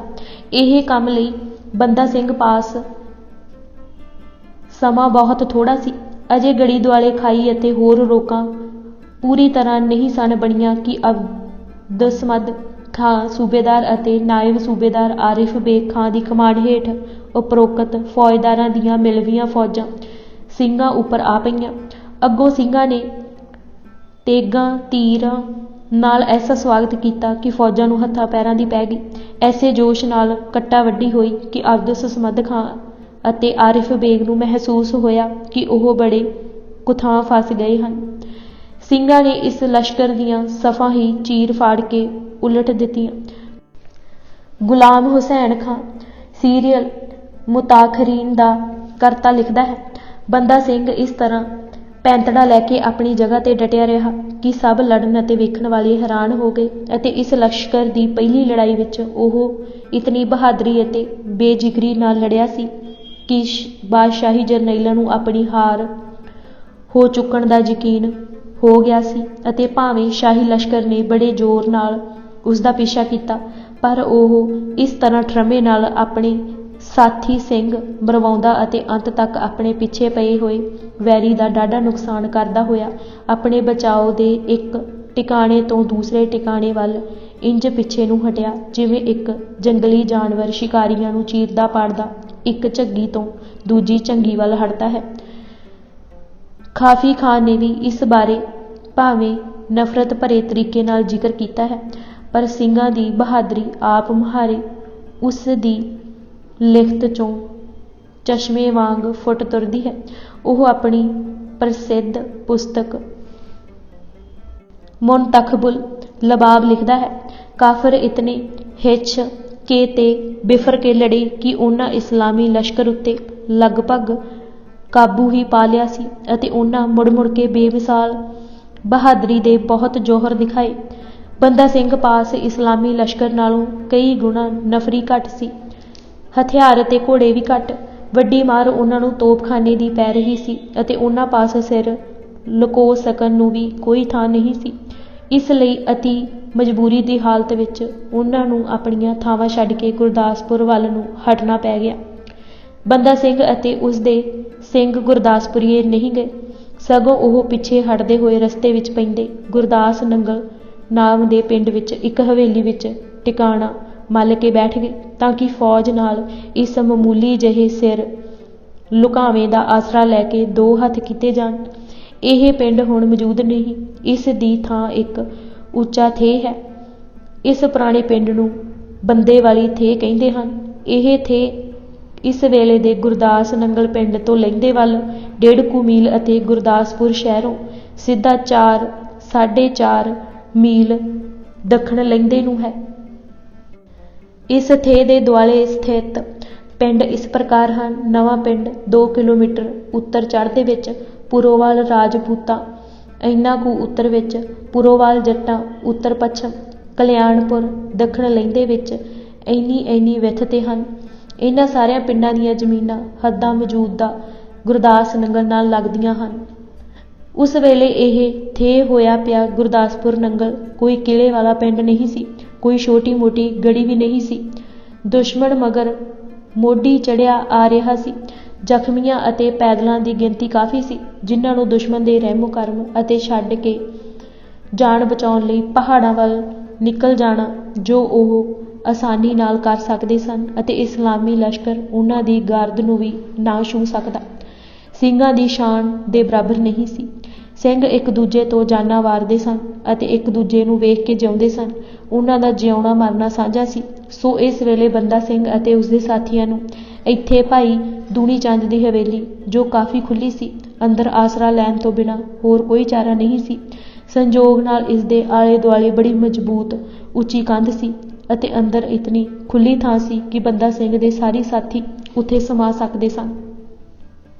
ਸ਼ਾਹੀ ਫੌਜ ਵੱਲੋਂ ਬੰਦਾ ਸਿੰਘ ਨੂੰ ਗੁਰਦਾਸ ਨੰਗਲ 'ਚ ਘੇਰਨਾ। ਦੁਸ਼ਮਣ ਬੜੀ ਤੇਜ਼ੀ ਨਾਲ ਪਿੱਛੇ ਤੂਫਾਨਾਂ ਵਾਂਗ ਚੜ੍ਹਿਆ ਆ ਰਿਹਾ ਸੀ। ਪਹਾੜ ਇੱਥੋਂ ਚੋਖੇ ਦੂਰ ਸਨ, ਜਿਨ੍ਹਾਂ ਵਿੱਚ ਅਲੋਪ ਹੋ ਕੇ ਸਿੰਘ ਇਸ ਟਿੱਡੀ ਦਲ ਨੂੰ ਆਪਣੇ ਮਗਰੋਂ ਲਾਹ ਸਕਦੇ। ਇਸ ਗੜੀ ਵਿੱਚ ਆਸਰਾ ਲੈਣਾ ਬੰਦਾ ਸਿੰਘ ਦੀ ਮਜਬੂਰੀ ਸੀ। ਸਮੇਂ ਦੀ ਘਾਟ ਵੈਰੀ ਦਾ ਪੱਖ ਭਾਰਾ ਕਰ ਰਹੀ ਸੀ। ਬੰਦਾ ਸਿੰਘ ਫਿਰ ਵੀ ਕਾਹਲੀ ਨਾਲ ਜਿੰਨੀ ਕੁ ਟਾਕਰੇ ਲਈ ਪਕਿਆਈ ਕਰ ਸਕਿਆ ਉਸਨੇ ਕੀਤੀ। ਰਸਦ, ਪਾਣੀ, ਦਾਣਾ ਪੱਠਾ ਅਤੇ ਲੜਾਈ ਲਈ ਬਰੂਦ ਆਦਿ ਜੋ ਸਮਾਨ ਛੇਤੀ ਜਮ੍ਹਾਂ ਹੋ ਸਕਿਆ ਉਹ ਕਰ ਲਿਆ। ਚੜ੍ਹੇ ਆ ਰਹੇ ਦੁਸ਼ਮਣ ਨੂੰ ਵਲਗਣ ਤੋਂ ਦੂਰ ਰੱਖਣ ਲਈ ਦਿਨ ਰਾਤ ਇੱਕ ਕਰਕੇ ਪੈਰਾਂ ਵਿੱਚ ਦੁਆਲੇ ਇੱਕ ਖਾਈ ਪੁੱਟ ਉਸ ਨੂੰ ਲਾਗਲੀ ਵਗਦੀ ਨਦੀ ਦੇ ਪਾਣੀ ਨਾਲ ਭਰ ਲਿਆ। ਇਸ ਦੇ ਨਾਲ ਹੀ ਸ਼ਾਹ ਨਹਿਰ ਵੱਢ ਦਿੱਤੀ ਅਤੇ ਪਹਾੜ ਨਾਲੋਂ ਆਉਂਦਿਆਂ ਛੋਟੇ-ਛੋਟੇ ਨਾਲਿਆਂ ਅਤੇ ਚੋਆਂ ਦੇ ਪਾਣੀ ਦਾ ਰੁੱਖ ਗੜੀ ਦੇ ਦੁਆਲੇ ਇਸ ਤਰ੍ਹਾਂ ਕਰ ਦਿੱਤਾ ਕਿ ਚਾਰ ਚੁਫੇਰੇ ਦਲਦਲ ਹੋ ਗਏ, ਜਿਸ ਵਿੱਚ ਵੈਰੀ ਲਈ ਘੋੜਸਵਾਰ ਹੋ ਕੇ ਤਾਂ ਇੱਕ ਪਾਸੇ ਰਿਹਾ, ਪੈਦਲ ਲੰਘਣਾ ਵੀ ਔਖਾ ਹੋ ਗਿਆ। ਰਵਾਂ ਰਵੀ ਗੜੀ ਤੱਕ ਪੁੱਜ ਸਕਣਾ ਫੌਜ ਲਈ ਅਸਲੋਂ ਔਖਾ ਹੋ ਗਿਆ ਸੀ। ਨਜ਼ਦੀਕ ਪੁੱਜ ਕੇ ਵੀ ਦੁਸ਼ਮਣ ਸਿੰਘਾਂ ਤੋਂ ਕਾਫੀ ਦੂਰੀ ਤੇ ਸੀ। 7 ਅਪ੍ਰੈਲ ਸੰਨ 1715 ਨੂੰ ਦਿੱਲੀ ਵਿਖੇ ਬਾਦਸ਼ਾਹ ਫਰੱਖਸ਼ੀਰ ਤੇ ਹਜੂਰ ਖਬਰ ਪੁੱਜੀ ਕਿ ਅਬਦੁਸ ਸਮਦ ਖਾਂ ਸਿੰਘਾਂ ਦੇ ਪਿੱਛੇ ਉਹਨਾਂ ਦੀ ਗੁਰਦਾਸ ਨੰਗਲ ਵਾਲੀ ਥਾਂ, ਜਿੱਥੇ ਉਹ ਲੜਨ ਲਈ ਕਿਲ੍ਹਾ ਬੰਦ ਹੋਈ ਬੈਠੇ ਹਨ, ਪੁੱਜ ਗਿਆ ਹੈ ਅਤੇ ਸ਼ਾਹੀ ਅਮੀਰ ਮੋਰਚਾ ਪਟਵਾ ਘੇਰੇ ਲਈ ਪੁਸ਼ਤੇ ਆਦਿ ਬੰਨ੍ਹ ਰਹੇ ਹਨ। ਇਹ ਸੁਣ ਕੇ ਬਾਦਸ਼ਾਹ ਨੇ ਇਤਮਾਦ ਦੌਲਾ ਮੁਹੰਮਦ ਅਮੀਰ ਖਾਂ ਨੂੰ ਹੁਕਮ ਦਿੱਤਾ ਕਿ ਅਬਦੁਸ ਸਮਦ ਖਾਂ ਨੂੰ ਲਿਖੇ ਕਿ ਬਾਗੀ ਸਿੱਖ ਆਗੂ ਬੰਦਾ ਸਿੰਘ ਅਤੇ ਉਸਦੇ ਸਿੱਖ ਸਾਥੀਆਂ ਦੀ ਗਰਦਨ ਮਾਰ ਦੇਵੇ ਜਾਂ ਬੰਦੀ ਬਣਾ ਲਵੇ। ਬੰਦਾ ਸਿੰਘ ਨੇ ਬਹੁਤ ਸਾਰੇ ਸਿੰਘਾਂ ਨੂੰ ਗੜੀ ਵਿੱਚੋਂ ਬਾਹਰ ਪਿੰਡਾਂ ਵਿੱਚ ਭੇਜਿਆ ਤਾਂ ਕਿ ਸ਼ਾਹੀ ਸੈਨਾ ਦੇ ਆਉਣ ਤੋਂ ਪਹਿਲਾਂ ਬਹੁਤ ਸਾਰਾ ਦਾਣਾ ਫੱਕਾ ਅਤੇ ਘਾਹ ਪੱਠਾ ਇਕੱਤਰ ਕਰ ਲਿਆ ਜਾਵੇ, ਜਿਸ ਕਰਕੇ ਦੇਰ ਤੱਕ ਦੁਸ਼ਮਣ ਨਾਲ ਡਟ ਕੇ ਮੁਕਾਬਲਾ ਕੀਤਾ ਜਾਵੇ। ਤਦ ਅਬਦੁਸ ਸਮਦ ਖਾਂ ਅਤੇ ਉਸਦਾ ਲਸ਼ਕਰ ਗੁਰਦਾਸਪੁਰ ਨੰਗਲ ਪੁੱਜਾ ਤਾਂ ਬਹੁਤ ਸਾਰੇ ਸਿੰਘ ਦਾਣਾ ਪੱਠਾ ਇਕੱਠਾ ਕਰਨ ਲਈ ਪਿੰਡਾਂ ਵਿੱਚ ਫਿਰ ਰਹੇ ਸਨ। ਸੂਈਆਂ ਇਹ ਖਬਰ ਫੌਜਦਾਰਾਂ ਨੂੰ ਪੁੱਜਦੀ ਕਰ ਦਿੱਤੀ ਸੀ। ਬਹੁਤ ਸਾਰੀ ਫੌਜ ਗਸ਼ਤੀ ਦਸਤਿਆਂ ਦੀ ਸ਼ਕਲ ਵਿੱਚ ਪਿੰਡਾਂ ਵਿੱਚ ਭੇਜੀ ਗਈ ਅਤੇ ਇਸ ਤਰ੍ਹਾਂ ਚੋਖੇ ਸਿੰਘ ਇਹਨਾਂ ਗਸ਼ਤੀ ਦਸਤਿਆਂ ਦੇ ਹੱਥ ਆ ਗਏ। ਬਹੁਤੇ ਲੜਦੇ ਹੋਏ ਮਾਰੇ ਗਏ, ਜੋ ਫੜੇ ਗਏ ਕੈਦ ਕਰਕੇ ਦਲੇਰੇ ਜੰਗ ਪਾਸ ਲਿਆਂਦੇ ਗਏ। ਇਸ ਨੇ ਬੁਰੀ ਤਰ੍ਹਾਂ ਤਸੀਹੇ ਦੇ ਕੇ ਉਹਨਾਂ ਦਾ ਕਤਲ ਕਰਵਾ ਦਿੱਤਾ। ਬਾਦਸ਼ਾਹੀ ਸੈਨਾ ਨੇ ਗੁਰਦਾਸਪੁਰ ਨੰਗਲ ਪੁੱਜਦੇ ਸਾਰ ਘੇਰਾ ਪਾ ਲਿਆ ਅਤੇ ਸਾਰੇ ਨਾਕੇ ਪੂਰੀ ਕਰੜਾਈ ਨਾਲ ਬੰਦ ਕਰ ਦਿੱਤੇ। 14 ਅਪ੍ਰੈਲ ਨੂੰ ਦਿੱਲੀ ਬਾਦਸ਼ਾਹ ਪਾਸ ਪੁੱਜੀ ਖਬਰ ਅਨੁਸਾਰ ਅਬਦੁਸ ਸਮਦ ਖਾਂ ਪਾਸ ਰੈਗੂਲਰ ਸ਼ਾਹੀ ਫੌਜ ਦੀ ਗਿਣਤੀ 24,000 ਸੀ, ਜਿਸ ਵਿੱਚ 12,000 ਸਵਾਰ ਅਤੇ 12,000 ਪੈਦਲ ਸਨ ਅਤੇ ਨਾਲ ਬਹੁਤ ਵੱਡਾ ਤੋਪਖਾਨਾ ਵੀ ਸੀ। ਮੁਲਖਈਆਂ ਅਤੇ ਹੋਰ ਧਾੜਾਂ ਇਸ ਤੋਂ ਵੱਖਰੀਆਂ ਸਨ। ਦਲੇਰੇ ਜੰਗ ਨੇ ਇਸ ਹਾਜ਼ਰ ਫੌਜ ਨਾਲ ਸਿੰਘਾਂ ਦੇ ਦੁਆਲੇ ਘੇਰਾ ਇਤਨਾ ਮਜ਼ਬੂਤ ਅਤੇ ਪਹਿਰਾ ਇਤਨਾ ਸਖਤ ਕਰ ਦਿੱਤਾ ਕਿ ਘਾਹ ਦੀ ਇੱਕ ਤਿੜ ਅਤੇ ਅੰਨ ਦਾ ਦਾਣਾ ਵੀ ਕਿਸੇ ਪਾਸਿਓਂ ਅੰਦਰ ਨਹੀਂ ਸੀ ਜਾ ਸਕਦਾ। ਅਬਦੁਸ ਸਮਦ ਖਾਂ ਅਤੇ ਉਸਦਾ ਪੁੱਤਰ ਜ਼ਕਰੀਆ ਖਾਂ ਨੇ ਕਈ ਹਜ਼ਾਰ ਆਪਣੀ ਅਤੇ ਆਪਣੇ ਹਮਾਇਤੀਆਂ ਦੀਆਂ ਚੋਣਵੀਆਂ ਫੌਜਾਂ ਨਾਲ ਮਿਥ ਕੇ ਹੱਲੇ ਕਰਕੇ ਸਿੰਘਾਂ ਦੀ ਗੜੀ ਨੂੰ ਸਰ ਕਰ ਲੈਣ ਦੇ ਯਤਨ ਕੀਤੇ, ਪਰ ਅੱਗੇ ਹਰ ਵਾਰ ਮੂੰਹ ਦੀ ਖਾ ਕੇ ਪਿੱਛੇ ਹਟਦੇ ਰਹੇ। ਮੁਗਲ ਫੌਜਾਂ ਦੇ ਮੁਕਾਬਲੇ ਤੇ ਅੰਦਰ ਮੁੱਠੀ ਭਰ ਸਿੰਘ ਸਨ। ਪ੍ਰਸਿੱਧ ਇਤਿਹਾਸਕਾਰ ਡਾਕਟਰ ਹਰੀ ਰਾਮ ਗੁਪਤਾ ਆਪਣੀ ਪੁਸਤਕ ਹਿਸਟਰੀ ਆਫ ਦੀ ਸਿੱਖਸ ਭਾਗ 2 ਦੇ ਸਫਾ 28 ਤੇ ਲਿਖਦੇ ਹਨ ਕਿ ਬੰਦਾ ਸਿੰਘ ਦੇ ਨਾਲ ਸਿੰਘਾਂ ਚੋਂ ਅੰਦਰ 1250 ਸਿੰਘ ਅਤੇ ਥੋੜੇ ਜਿਹੇ ਘੋੜੇ ਗੜੀ ਵਿੱਚ ਸਮਾ ਸਕੇ ਸਨ। ਬਾਕੀਆਂ ਨੂੰ ਕਹਿ ਦਿੱਤਾ ਗਿਆ ਸੀ ਕਿ ਚਾਰ ਚੁਫੇਰੇ ਖਿੱਲਰ ਕੇ ਸੁਰੱਖਿਅਤ ਥਾਈਂ ਚਲੇ ਜਾਣ ਅਤੇ ਔਖ ਦਾ ਸਮਾਂ ਟਪਾ ਲੈਣ। ਕਾਹਲੀ ਦੇ ਕਾਰਨ ਗੜੀ ਦੇ ਅੰਦਰ ਘਾਹ ਪੱਠਾ ਵੀ ਘੱਟ ਹੀ ਜਮ੍ਹਾਂ ਹੋ ਸਕਿਆ ਸੀ। ਇਸ ਲਈ ਹਰ ਰੋਜ਼ 2-3 ਵਾਰ 40-40, 50-50 ਸਿੰਘ ਬਾਹਰ ਨਿਕਲਦੇ ਅਤੇ ਦਾਣਾ ਪੱਠਾ ਇਕੱਠਾ ਕਰਦੇ ਮੁੜ ਗੜੀ ਅੰਦਰ ਜਾ ਵੜਦੇ। ਉਹ ਆਪਣੇ ਆਪ ਨੂੰ ਜੋਖਮ ਵਿੱਚ ਪਾ ਕੇ ਆਪਣੇ ਘੋੜਿਆਂ ਲਈ ਰਸਦ ਪੱਠੇ ਦੇ ਜ਼ਖੀਰੇ ਇੰਜ ਵਧਾ ਰਹੇ ਸਨ ਕਿ ਲੜਾਈ ਨੂੰ ਲੰਮਾ ਕਰਕੇ ਬਾਹਰ ਘੇਰਾ ਘੱਤੀ ਬੈਠੀ ਸ਼ਾਹੀ ਸੈਨਾ ਨੂੰ ਅੰਦਰੋਂ ਛਪੋਲ ਮਾਰ ਕੇ ਜਿੱਚ ਕਰਕੇ ਦਮੋਂ ਕੱਢ ਦਿੱਤਾ ਜਾਵੇ ਤਾਂ ਜੋ ਆਪੇ ਹੀ ਝੱਖ ਮਾਰ ਕੇ ਉੱਠ ਜਾਣ। ਇਬਰਤਨਾਮਾ ਦਾ ਲਿਖਾਰੀ ਮੁਹੰਮਦ ਕਾਸਿਮ ਇਸ ਵੇਲੇ ਲਾਹੌਰ ਦੇ ਨਾਇਬ ਨਾਜ਼ਿਮ ਆਰਿਫ ਬੇਗ ਖਾਂ ਦੀ ਨੌਕਰੀ ਵਿੱਚ ਇਸ ਮੁਹਿੰਮ ਵਿੱਚ ਖੁਦ ਉੱਥੇ ਮੌਜੂਦ ਸੀ। ਜੋ ਸਿੰਘ ਰੋਜ਼ ਦਾਣਾ ਪੱਠਾ ਇਕੱਠਾ ਕਰਕੇ ਅੰਦਰ ਲਿਆਉਣ ਲਈ ਗੜੀ ਤੋਂ ਬਾਹਰ ਨਿਕਲਦੇ ਸਨ ਅਤੇ ਆਪਣੇ ਬਾਹੂਬਲ ਨਾਲ ਜੋ ਹੱਥ ਆਵੇ ਖੋਹ ਇੰਜ ਲੈ ਕੇ ਅੰਦਰ ਜਾ ਵੜਦੇ ਸਨ ਅਤੇ ਸ਼ਾਹੀ ਫੌਜ ਦੇ ਦਸਤੇ ਜੋ ਉਹਨਾਂ ਨੂੰ ਰੋਕਣ ਜਾਂ ਫੜਨ ਦਾ ਯਤਨ ਕਰਦੇ ਸਨ, ਉਹਨਾਂ ਨੂੰ ਤੀਰਾਂ ਤਲਵਾਰਾਂ ਨਾਲ ਝਾੜ ਕੇ ਕਿਵੇਂ ਪਰਾਂ ਸੁੱਟ ਜਾਂਦੇ ਸਨ। ਇਸ ਬਾਰੇ ਮੌਕੇ ਦਾ ਗਵਾਹ ਮੁਹੰਮਦ ਕਾਸਿਮ ਲਿਖਦਾ ਹੈ, ਜਦ ਕਦੀ ਸਾਡੇ ਆਦਮੀ ਅੱਪੜ ਕੇ ਉਹਨਾਂ ਨੂੰ ਹੁਟਕਦੇ ਤਾਂ ਤੀਰ ਬੰਦੂਕ ਜਾਂ ਤਲਵਾਰ ਨਾਲ ਮੁਗਲਾਂ ਦਾ ਵੀ ਕਾਟਾ ਕਰਕੇ ਧਰ ਜਾਂਦੇ। ਫਿਰ ਅੱਗੇ ਲਿਖਦਾ ਹੈ, ਦੋਜ਼ਖੀ ਸਿੱਖਾਂ ਦੇ ਬਹਾਦਰੀ ਦੇ ਅਤੇ ਦਲੇਰੀ ਦੇ ਕਾਰਨਾਮੇ ਹੈਰਾਨ ਕਰ ਦੇਣ ਵਾਲੇ ਸਨ। ਹਰ ਰੋਜ਼ 2 ਜਾਂ 3 ਵਾਰੀ ਕੁਝ 40 ਜਾਂ 50 ਕਲਮੂਹੇ ਸਿੱਖ ਆਪਣੇ ਪਸ਼ੂ ਡੰਗਰਾਂ ਵਾਸਤੇ ਘਾਹ ਪੱਠੇ ਲਈ ਨਿਝੱਕ ਅਤੇ ਬਗੈਰ ਕਿਸੇ ਦੇ ਡਰੋਂ ਬਾਹਰ ਨਿਕਲਦੇ ਅਤੇ ਜਦ ਬਾਦਸ਼ਾਹੀ ਲਸ਼ਕਰੀਆਂ ਦੀਆਂ ਚੋਣਵੀਆਂ ਮਿਲਵਈਆਂ ਫੌਜਾਂ ਟੁਕੜੀਆਂ ਉਹਨਾਂ ਨੂੰ ਰੋਕਣ ਲਈ ਜਾਂਦੀਆਂ ਤਾਂ ਉਹ ਆਪਣੇ ਤੀਰਾਂ, ਬੰਦੂਕਾਂ ਅਤੇ ਛੋਟੀਆਂ ਤਲਵਾਰਾਂ ਨਾਲ ਮੁਗਲ ਫੌਜਾਂ ਦੇ ਆਹੂ ਲਾ ਕੇ ਅਲੋਪ ਹੋ ਜਾਂਦੇ। ਸਾਡੇ ਲਸ਼ਕਰ ਦੇ ਕਮਾਂਡਰਾਂ ਦੇ ਦਿਲਾਂ ਵਿੱਚ ਸਿੱਖ ਆਗੂ ਬੰਦਾ ਸਿੰਘ ਦੀ ਜਾਦੂਗਰੀ ਅਤੇ ਸਿੰਘਾਂ ਦਾ ਖੌਫ ਇਤਨਾ ਘਰ ਕਰ ਗਿਆ ਸੀ ਕਿ ਦੋਵੇਂ ਹੱਥ ਚੁੱਕ ਕੇ ਖੁਦਾਵੰਦ ਪਾਕ ਅੱਗੇ ਦੁਆ ਕਰਦੇ ਸਨ ਕਿ ਉਹ ਕੋਈ ਐਸਾ ਭਾਣਾ ਵਰਤਾਏ ਕਿ ਬੰਦਾ ਗੜੀ ਵਿੱਚੋਂ ਨਿਕਲ ਕੇ ਕਿਧਰੇ ਨੱਠ ਜਾਵੇ। ਇਸ ਨਾਲ ਸਾਡੀ ਅਤੇ ਨੌਕਰਾਂ ਦੀ ਇੱਜ਼ਤ ਆਬਰੂ ਬਣੀ ਰਹੇਗੀ। ਇਹ ਸੀ ਮਾਨਸਿਕ ਦਸ਼ਾ ਉਸ ਵੇਲੇ ਬਾਦਸ਼ਾਹੀ ਸੈਨਾ ਦੇ ਸਰਦਾਰਾਂ ਦੀ, ਜੋ ਇਤਨੀ ਵੱਡੀ ਫੌਜ ਦੇ ਨਾਲ ਗੜੀ ਦੁਆਲੇ ਘੇਰਾ ਘੱਤੀ ਬੈਠੇ ਸਨ ਅਤੇ ਅੰਦਰ ਸਨ ਸਿਰਫ 1250 ਆਦਮੀ। ਇਹਨਾਂ ਹੱਲਿਆਂ ਅਤੇ ਸ਼ਾਹੀ ਫੌਜ ਵੱਲੋਂ ਚੁਗਿਰਦੇ ਘੇਰੇ ਦੀ ਪਕਿਆਈ ਸੰਬੰਧੀ ਰਿਪੋਰਟ ਇੱਕ ਚਿੱਠੀ ਰਾਹੀਂ ਬਾਦਸ਼ਾਹ ਨੂੰ 20 ਅਪ੍ਰੈਲ ਨੂੰ ਦਿੱਲੀ ਵਿਖੇ ਪੁੱਜੀ। ਮੁਨਤਖਬੁਲ ਲਬਾਬ ਦਾ ਕਰਤਾ ਖਾਫੀ ਖਾਨ ਲਿਖਦਾ ਹੈ ਕਿ ਬਾਦਸ਼ਾਹੀ ਲਸ਼ਕਰ ਵਿੱਚ ਬੰਦੇ ਦੀ ਜਾਦੂਗਰੀ ਦਾ ਇਤਨਾ ਡਰ ਫੈਲਿਆ ਹੋਇਆ ਸੀ ਕਿ ਜੇਕਰ ਗੜੀ ਵਿੱਚੋਂ ਬਿੱਲੀ ਜਾਂ ਕੁੱਤਾ ਬਾਹਰ ਨਿਕਲਦਾ ਅਤੇ ਪਹਿਰੇ ਤੇ ਖੜੇ ਆਦਮੀ ਉਸ ਉੱਤੇ ਟੁੱਟ ਪੈਂਦੇ ਅਤੇ ਇੱਟ ਪੱਥਰ ਤੀਰ ਬੰਦੂਕ ਨਾਲ ਉਸ ਨੂੰ ਦੂਰੋਂ ਹੀ ਮਾਰ ਸੁੱਟਦੇ ਅਤੇ ਇਹ ਵੀ ਕੋਈ ਜਾਦੂਗਰੀ ਦੀ ਹੀ ਬਲਾ ਨਾ ਹੋਵੇ। ਫਰਖਸ਼ੀਅਰ ਦੇ ਦਰਬਾਰ ਵਿੱਚ ਸਈਅਦ ਭਰਾਵਾਂ ਦੀ ਹੀ ਚੱਲਦੀ ਸੀ। ਫਰਖਸ਼ੀਅਰ ਨੂੰ ਬਾਦਸ਼ਾਹ ਬਣਾਇਆ ਹੀ ਉਹਨਾਂ ਨੇ ਸੀ ਅਤੇ ਬਾਦਸ਼ਾਹ ਉੱਤੇ ਉਹਨਾਂ ਦਾ ਬਹੁਤ ਹੀ ਅਸਰ ਸੀ। ਉਹ ਜੋ ਕਹਿੰਦੇ ਸਨ ਸੋ ਕਰਦਾ। ਇਹਨਾਂ ਦੀ ਦਲੇਰੇ ਜੰਗ ਨਾਲ ਬਹੁਤ ਲੱਗਦੀ ਸੀ। ਇਸ ਲਈ ਜਦ ਗੜੀ ਦਾ ਘੇਰਾ ਘੱਤਿਆ 3-4 ਮਹੀਨੇ ਹੋ ਗਏ ਅਤੇ ਬੰਦਾ ਸਿੰਘ ਨੇ ਸ਼ਾਹੀ ਲਸ਼ਕਰ ਦੀ ਕੋਈ ਪੇਸ਼ ਨਾ ਜਾਣ ਦਿੱਤੀ ਤਾਂ ਉਹਨਾਂ ਬਾਦਸ਼ਾਹ ਨੂੰ ਕਿਹਾ ਕਿ ਇਹ ਸਾਰਾ ਕਸੂਰ ਦਲੇਰੇ ਜੰਗ ਦੀ ਸੁਸਤੀ ਦਾ ਹੈ। ਉਹ ਆਰਾਮ ਨਾਲ ਢਿੱਲਾ ਹੋਇਆ ਬੈਠਾ ਹੈ। ਉਹਨਾਂ ਨੂੰ ਅਹਿਸਾਸ ਸੀ ਕਿ ਬੰਦਾ ਸਿੰਘ ਨੂੰ ਕਾਬੂ ਕਰ ਲੈਣਾ ਅਬਦੁਸ ਸਮਦ ਖਾਂ ਦੇ ਵੱਸ ਦਾ ਰੋਗ ਨਹੀਂ। ਉਹ ਸਈਅਦ ਘਰਾਣਾ ਅਬਦੁਸ ਸਮਦ ਖਾਂ ਅਤੇ ਤਤਾਰੀ ਘਰਾਣੇ ਨੂੰ ਬਾਦਸ਼ਾਹ ਦੀਆਂ ਨਜ਼ਰਾਂ ਵਿੱਚ ਬਿਲਕੁਲ ਨੀਚਾ ਦਿਖਾ ਕੇ ਕੌਡੀਓਂ ਖੋਟਾ ਕਰਨਾ ਚਾਹੁੰਦਾ ਸੀ। ਬੰਦਾ ਸਿੰਘ ਦੀ ਅਗਵਾਈ ਵਿੱਚ ਉਹ ਸਿੱਖ ਲਹਿਰ ਦੇ ਉਭਾਰ ਨੂੰ ਵੀ ਖਤਮ ਕਰਨਾ ਚਾਹੁੰਦੇ ਸਨ।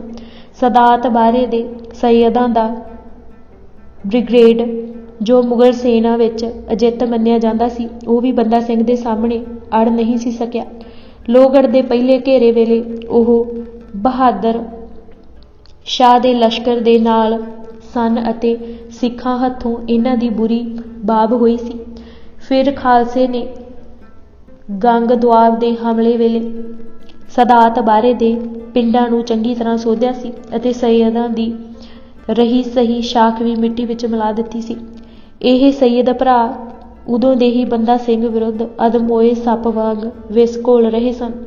ਅਬਦੁਸ ਸਮਦ ਖਾਂ ਬੰਦਾ ਸਿੰਘ ਨੂੰ ਮਾਰ ਲਵੇ ਜਾਂ ਜਿੰਦਾ ਫੜ ਲੈਣ ਵਿੱਚ ਸਫਲ ਹੋ ਜਾਵੇ, ਇਹ ਉਹਨਾਂ ਦੀ ਦਿਲੀ ਖਾਹਿਸ਼ ਸੀ। ਪਰ ਉਹਨਾਂ ਦੀ ਇਹ ਵੀ ਨੀਅਤ ਸੀ ਕਿ ਅਬਦੁਸ ਸਮਦ ਖਾਂ ਕਾਹਲੀ ਅਤੇ ਬੇਪਰਵਾਹੀ ਵਿੱਚ ਕੋਈ ਐਸਾ ਕਦਮ ਪੁੱਟੇ ਜਿਸ ਨਾਲ ਉਸ ਨੂੰ ਹਾਰ ਹੋਵੇ ਤਾਂ ਇਸ ਤਤਾਰੀ ਖਾਨਦਾਨ ਦਾ ਮੁਗਲ ਦਰਬਾਰ ਵਿੱਚੋਂ ਜ਼ੋਰ ਤੋੜਿਆ ਜਾਵੇ। ਇਸ ਲਈ ਸਈਅਦ ਭਰਾਵਾਂ ਨੇ ਫਰਖਸ਼ੀਅਰ ਨੂੰ ਅਬਦੁਸ ਸਮਦ ਖਾਂ ਵਿਰੁੱਧ ਚੰਗਾ ਭਖਾਇਆ। ਬਾਦਸ਼ਾਹ ਨੇ ਦਲੇਰੇ ਜੰਗ ਨੂੰ ਗੁੱਸੇ ਨਾਲ ਲਿਖਿਆ ਕਿ ਘੇਰਾ ਘੱਤੀ ਬੈਠਾ ਹੋਰ ਸਮਾਂ ਨਾ ਗਵਾਏ, ਜਿਤਨਾ ਛੇਤੀ ਹੋ ਸਕੇ ਕਿਲੇ ਨੂੰ ਸਰ ਕਰੇ ਅਤੇ ਬੰਦੇ ਨੂੰ ਜਿਉਂਦਾ ਫੜ ਕੇ ਸਾਡੇ ਪਾਸ ਦਿੱਲੀ ਪਹੁੰਚਾਵੇ। ਪਰ ਰੱਬ ਰਹਿਮਤ ਕਰੇ, ਅਬਦੁਸ ਸਮਦ ਖਾਂ ਉੱਤੇ ਕੀ ਰਤਾ ਵੀ ਇਰਾਦਿਓਂ ਨਾ ਡੋਲਿਆ ਅਤੇ ਆਪਣੇ ਸ਼ਰੀਫ ਆਦਮੀ ਸਿੱਖਾਂ ਹੱਥੋਂ ਨਾ ਮਰਵਾਏ ਅਤੇ ਦਾਨਿਸ਼ਮੰਦੀ ਦੀ ਅਤੇ ਰਾਜਨੀਤੀ ਨਾਲ ਕੰਮ ਕਰਦਾ ਰਿਹਾ।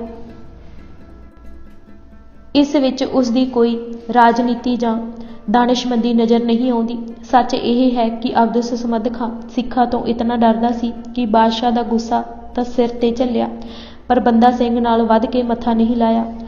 ਅਬਦੁਸ ਸਮਦ ਖਾਂ ਨੂੰ ਛੇਤੀ ਹੀ ਅਹਿਸਾਸ ਹੋ ਗਿਆ ਕਿ ਘੇਰੇ ਵਿੱਚ ਆਇਆ ਹੋਇਆ ਸਿੰਘਾਂ ਨੂੰ ਬਚ ਕੇ ਨਿਕਲ ਜਾਣ ਤੋਂ ਰੋਕਣ ਲਈ 30,000 ਤੋਂ ਘੱਟ ਨਫਰੀ ਦੀ ਲੋੜ ਨਹੀਂ ਹੋਵੇਗੀ। ਜਦ ਆਪਣੀ ਆਈ ਤੇ ਆ ਕੇ ਸਿੰਘਾਂ ਗੜੀ ਚੋਂ ਨਿਕਲ ਜਾਣ ਦਾ ਫੈਸਲਾ ਕਰ ਲਿਆ ਤਾਂ 24,000 ਦੀ ਨਫਰੀ ਜੋ ਉਸ ਪਾਸ ਹੈ ਉਹਨਾਂ ਦੀ ਯਲਗਾਰ ਨੂੰ ਠੱਲ ਨਹੀਂ ਪਾ ਸਕੇਗੀ। ਆਪਣੇ ਹੋਣ ਵਾਲੇ ਨੁਕਸਾਨ ਤੋਂ ਉਹ ਇੰਨਾ ਚਿੰਤਾ ਤੁਰ ਸੀ। ਫਰੱਖਸ਼ੀਅਰ ਨੇ ਬੰਦਾ ਸਿੰਘ ਦੇ ਝੇੜੇ ਨੂੰ ਛੇਤੀ ਖਤਮ ਕਰਨ ਲਈ ਅਬਦੁਸ ਸਮਦ ਖਾਂ ਦੀ ਸਹਾਇਤਾ ਲਈ। ਕਮਰੁਦੀਨ ਖਾਂ ਦੀ ਕਮਾਨ ਥੱਲੇ ਇੱਕ ਤਕੜੀ ਅਤੇ ਸੱਜਰ ਸ਼ਾਹ ਫੌਜ ਦਿੱਲੀਓਂ ਗੁਰਦਾਸਪੁਰ ਨੰਗਲ ਭੇਜ ਦਿੱਤੀ। ਕਮਰੁਦੀਨ ਦਾ ਇਸ ਮੁਸ਼ਕਿਲ ਦੇ ਸਮੇਂ ਫੌਜ ਲੈ ਕੇ ਪਹੁੰਚ ਜਾਣਾ ਅਬਦੁਸ ਸਮਦ ਖਾਂ ਵਾਸਤੇ ਸ਼ਾਂਤੀ ਅਤੇ ਖੁਸ਼ੀ ਦਾ ਕਾਰਨ ਸੀ। ਅੱਜ ਅਸੀਂ ਭੂਰਿਆਂ ਵਾਲੇ ਰਾਜੇ ਕੀਤੇ ਕਿਤਾਬ ਦੇ 153 ਪੰਨੇ ਪੜ੍ਹ ਚੁੱਕੇ ਹਾਂ। ਬਾਕੀ ਦੀ ਕਿਤਾਬ ਅਸੀਂ ਅਗਲੇ ਭਾਗ ਵਿੱਚ ਪੜ੍ਹਾਂਗੇ। ਵਾਹਿਗੁਰੂ ਜੀ ਕਾ ਖਾਲਸਾ, ਵਾਹਿਗੁਰੂ ਜੀ ਕੀ ਫਤਿਹ।